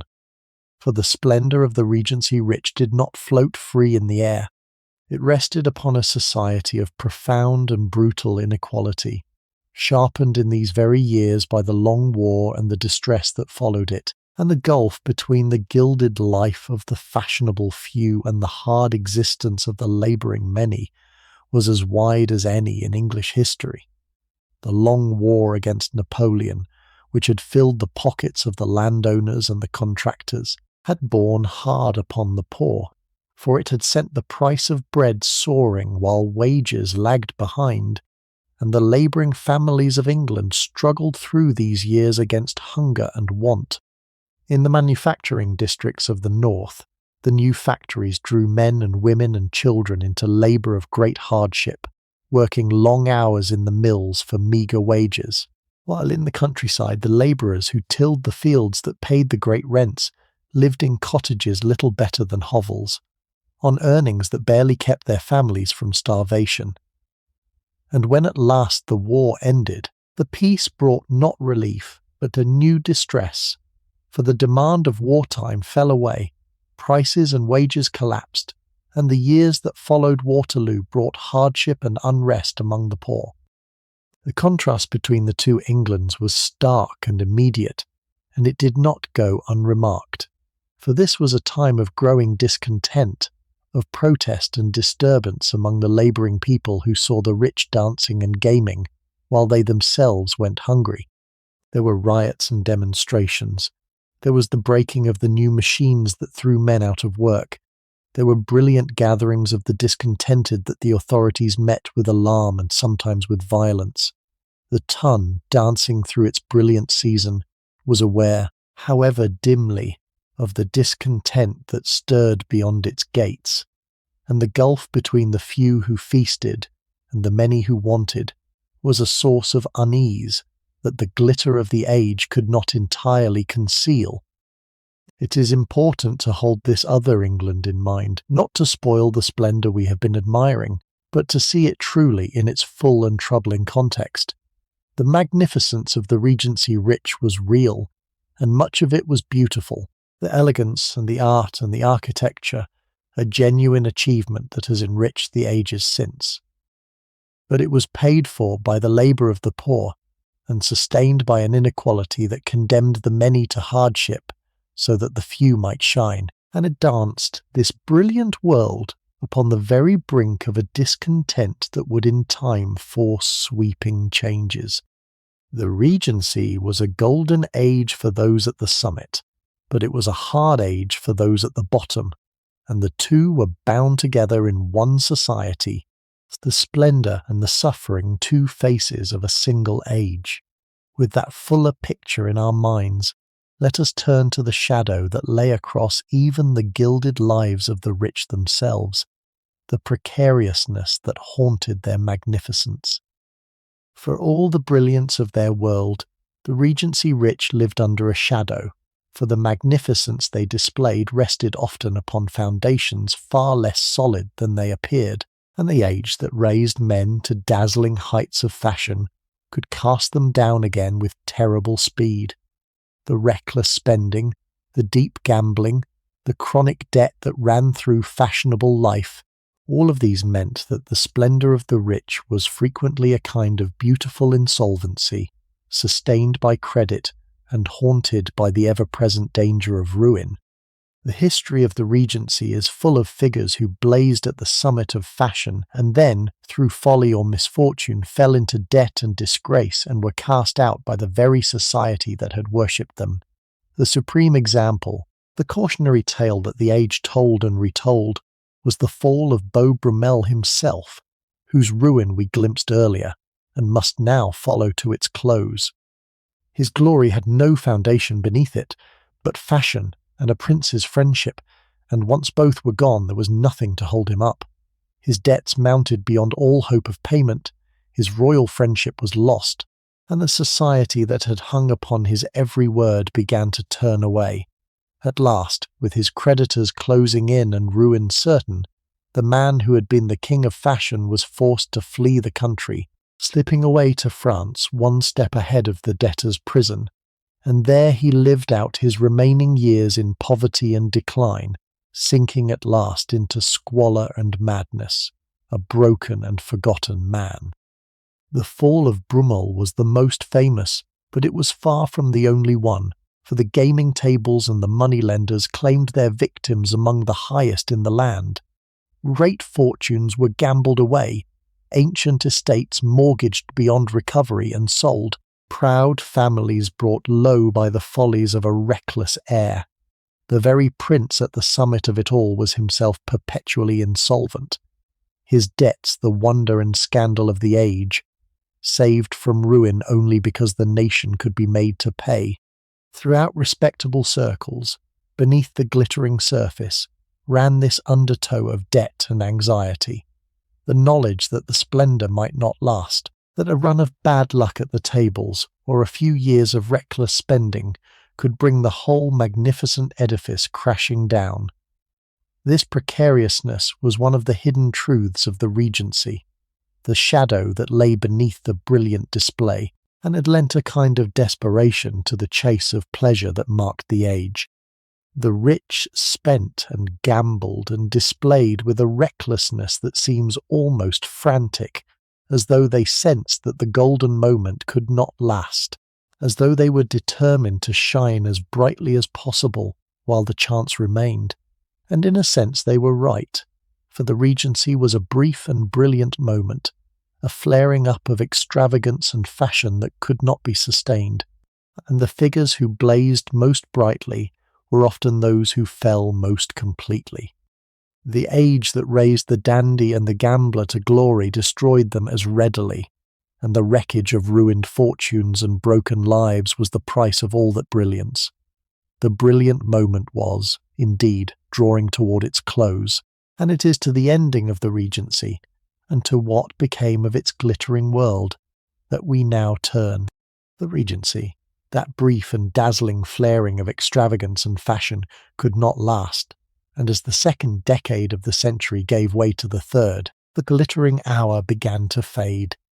The old king died at last in the year 1820, and the Prince Regent became King George IV. But the change of title brought no new vigour, for the king was by now an ageing and ailing man, his health broken by a lifetime of indulgence, his popularity sunk to its lowest ebb.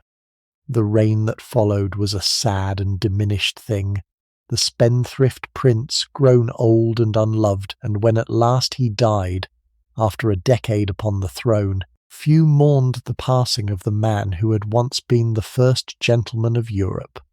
With the passing of the regent, and the figures who had given the age its character, the brilliant sphere of the Regency began to dissolve. Brummell was long since fled to his exile and his ruin in France. The great dandies and gamblers grew old or fell into debt or died. The reckless extravagance that had marked the age began to seem to the generation that followed, not splendid but shameful, a byword for folly and excess, and a new mood of seriousness and restraint began to gather, the first stirrings of the sober, earnest, moralizing temper that would mark the Victorian age to come. The very word Regency came to stand for the Victorians, for a kind of glittering wickedness, an age of gaming and dissipation and loose living that their own more earnest age had thankfully left behind. Yet beneath the change of mood, the deeper transformations went on, the great shifts in the foundations of wealth that the Regency had only begun. The old landed splendour, which had reached its most brilliant flowering in these years, was entering the long twilight of its supremacy. For the wealth being made in the factories and the forges and the counting houses was growing year by year, and the men who commanded it were rising to challenge the dominance of the land.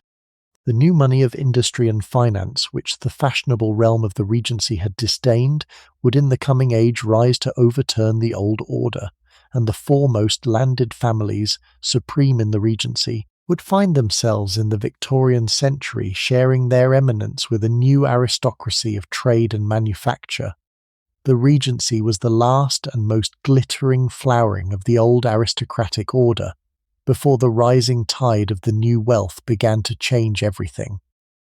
The age we have visited tonight, then, was a world poised at a hinge of history, the old splendour at its most dazzling even as the new powers gathered their strength, captured in the brief and glittering interval before the long Victorian transformation began. The Regency rich lived in a manner of extraordinary brilliance and extravagance, a flaring up of fashion and pleasure and display that has fascinated every age since, and they left behind them a legacy of beauty, the terraces of Nash and the Pavilion at Brighton, the collections of art and the elegance of dress, that has outlasted all their follies. Theirs was a brief, bright, reckless moment, gorgeous and shallow and unforgettable, and it passed, as such moments must, leaving behind the memory of a society that shone, for a few short years, more brilliantly than any before or since. And so we come to the end of our long evening among the Regency rich, and it only remains to draw the threads together and to take our leave of one another for the night.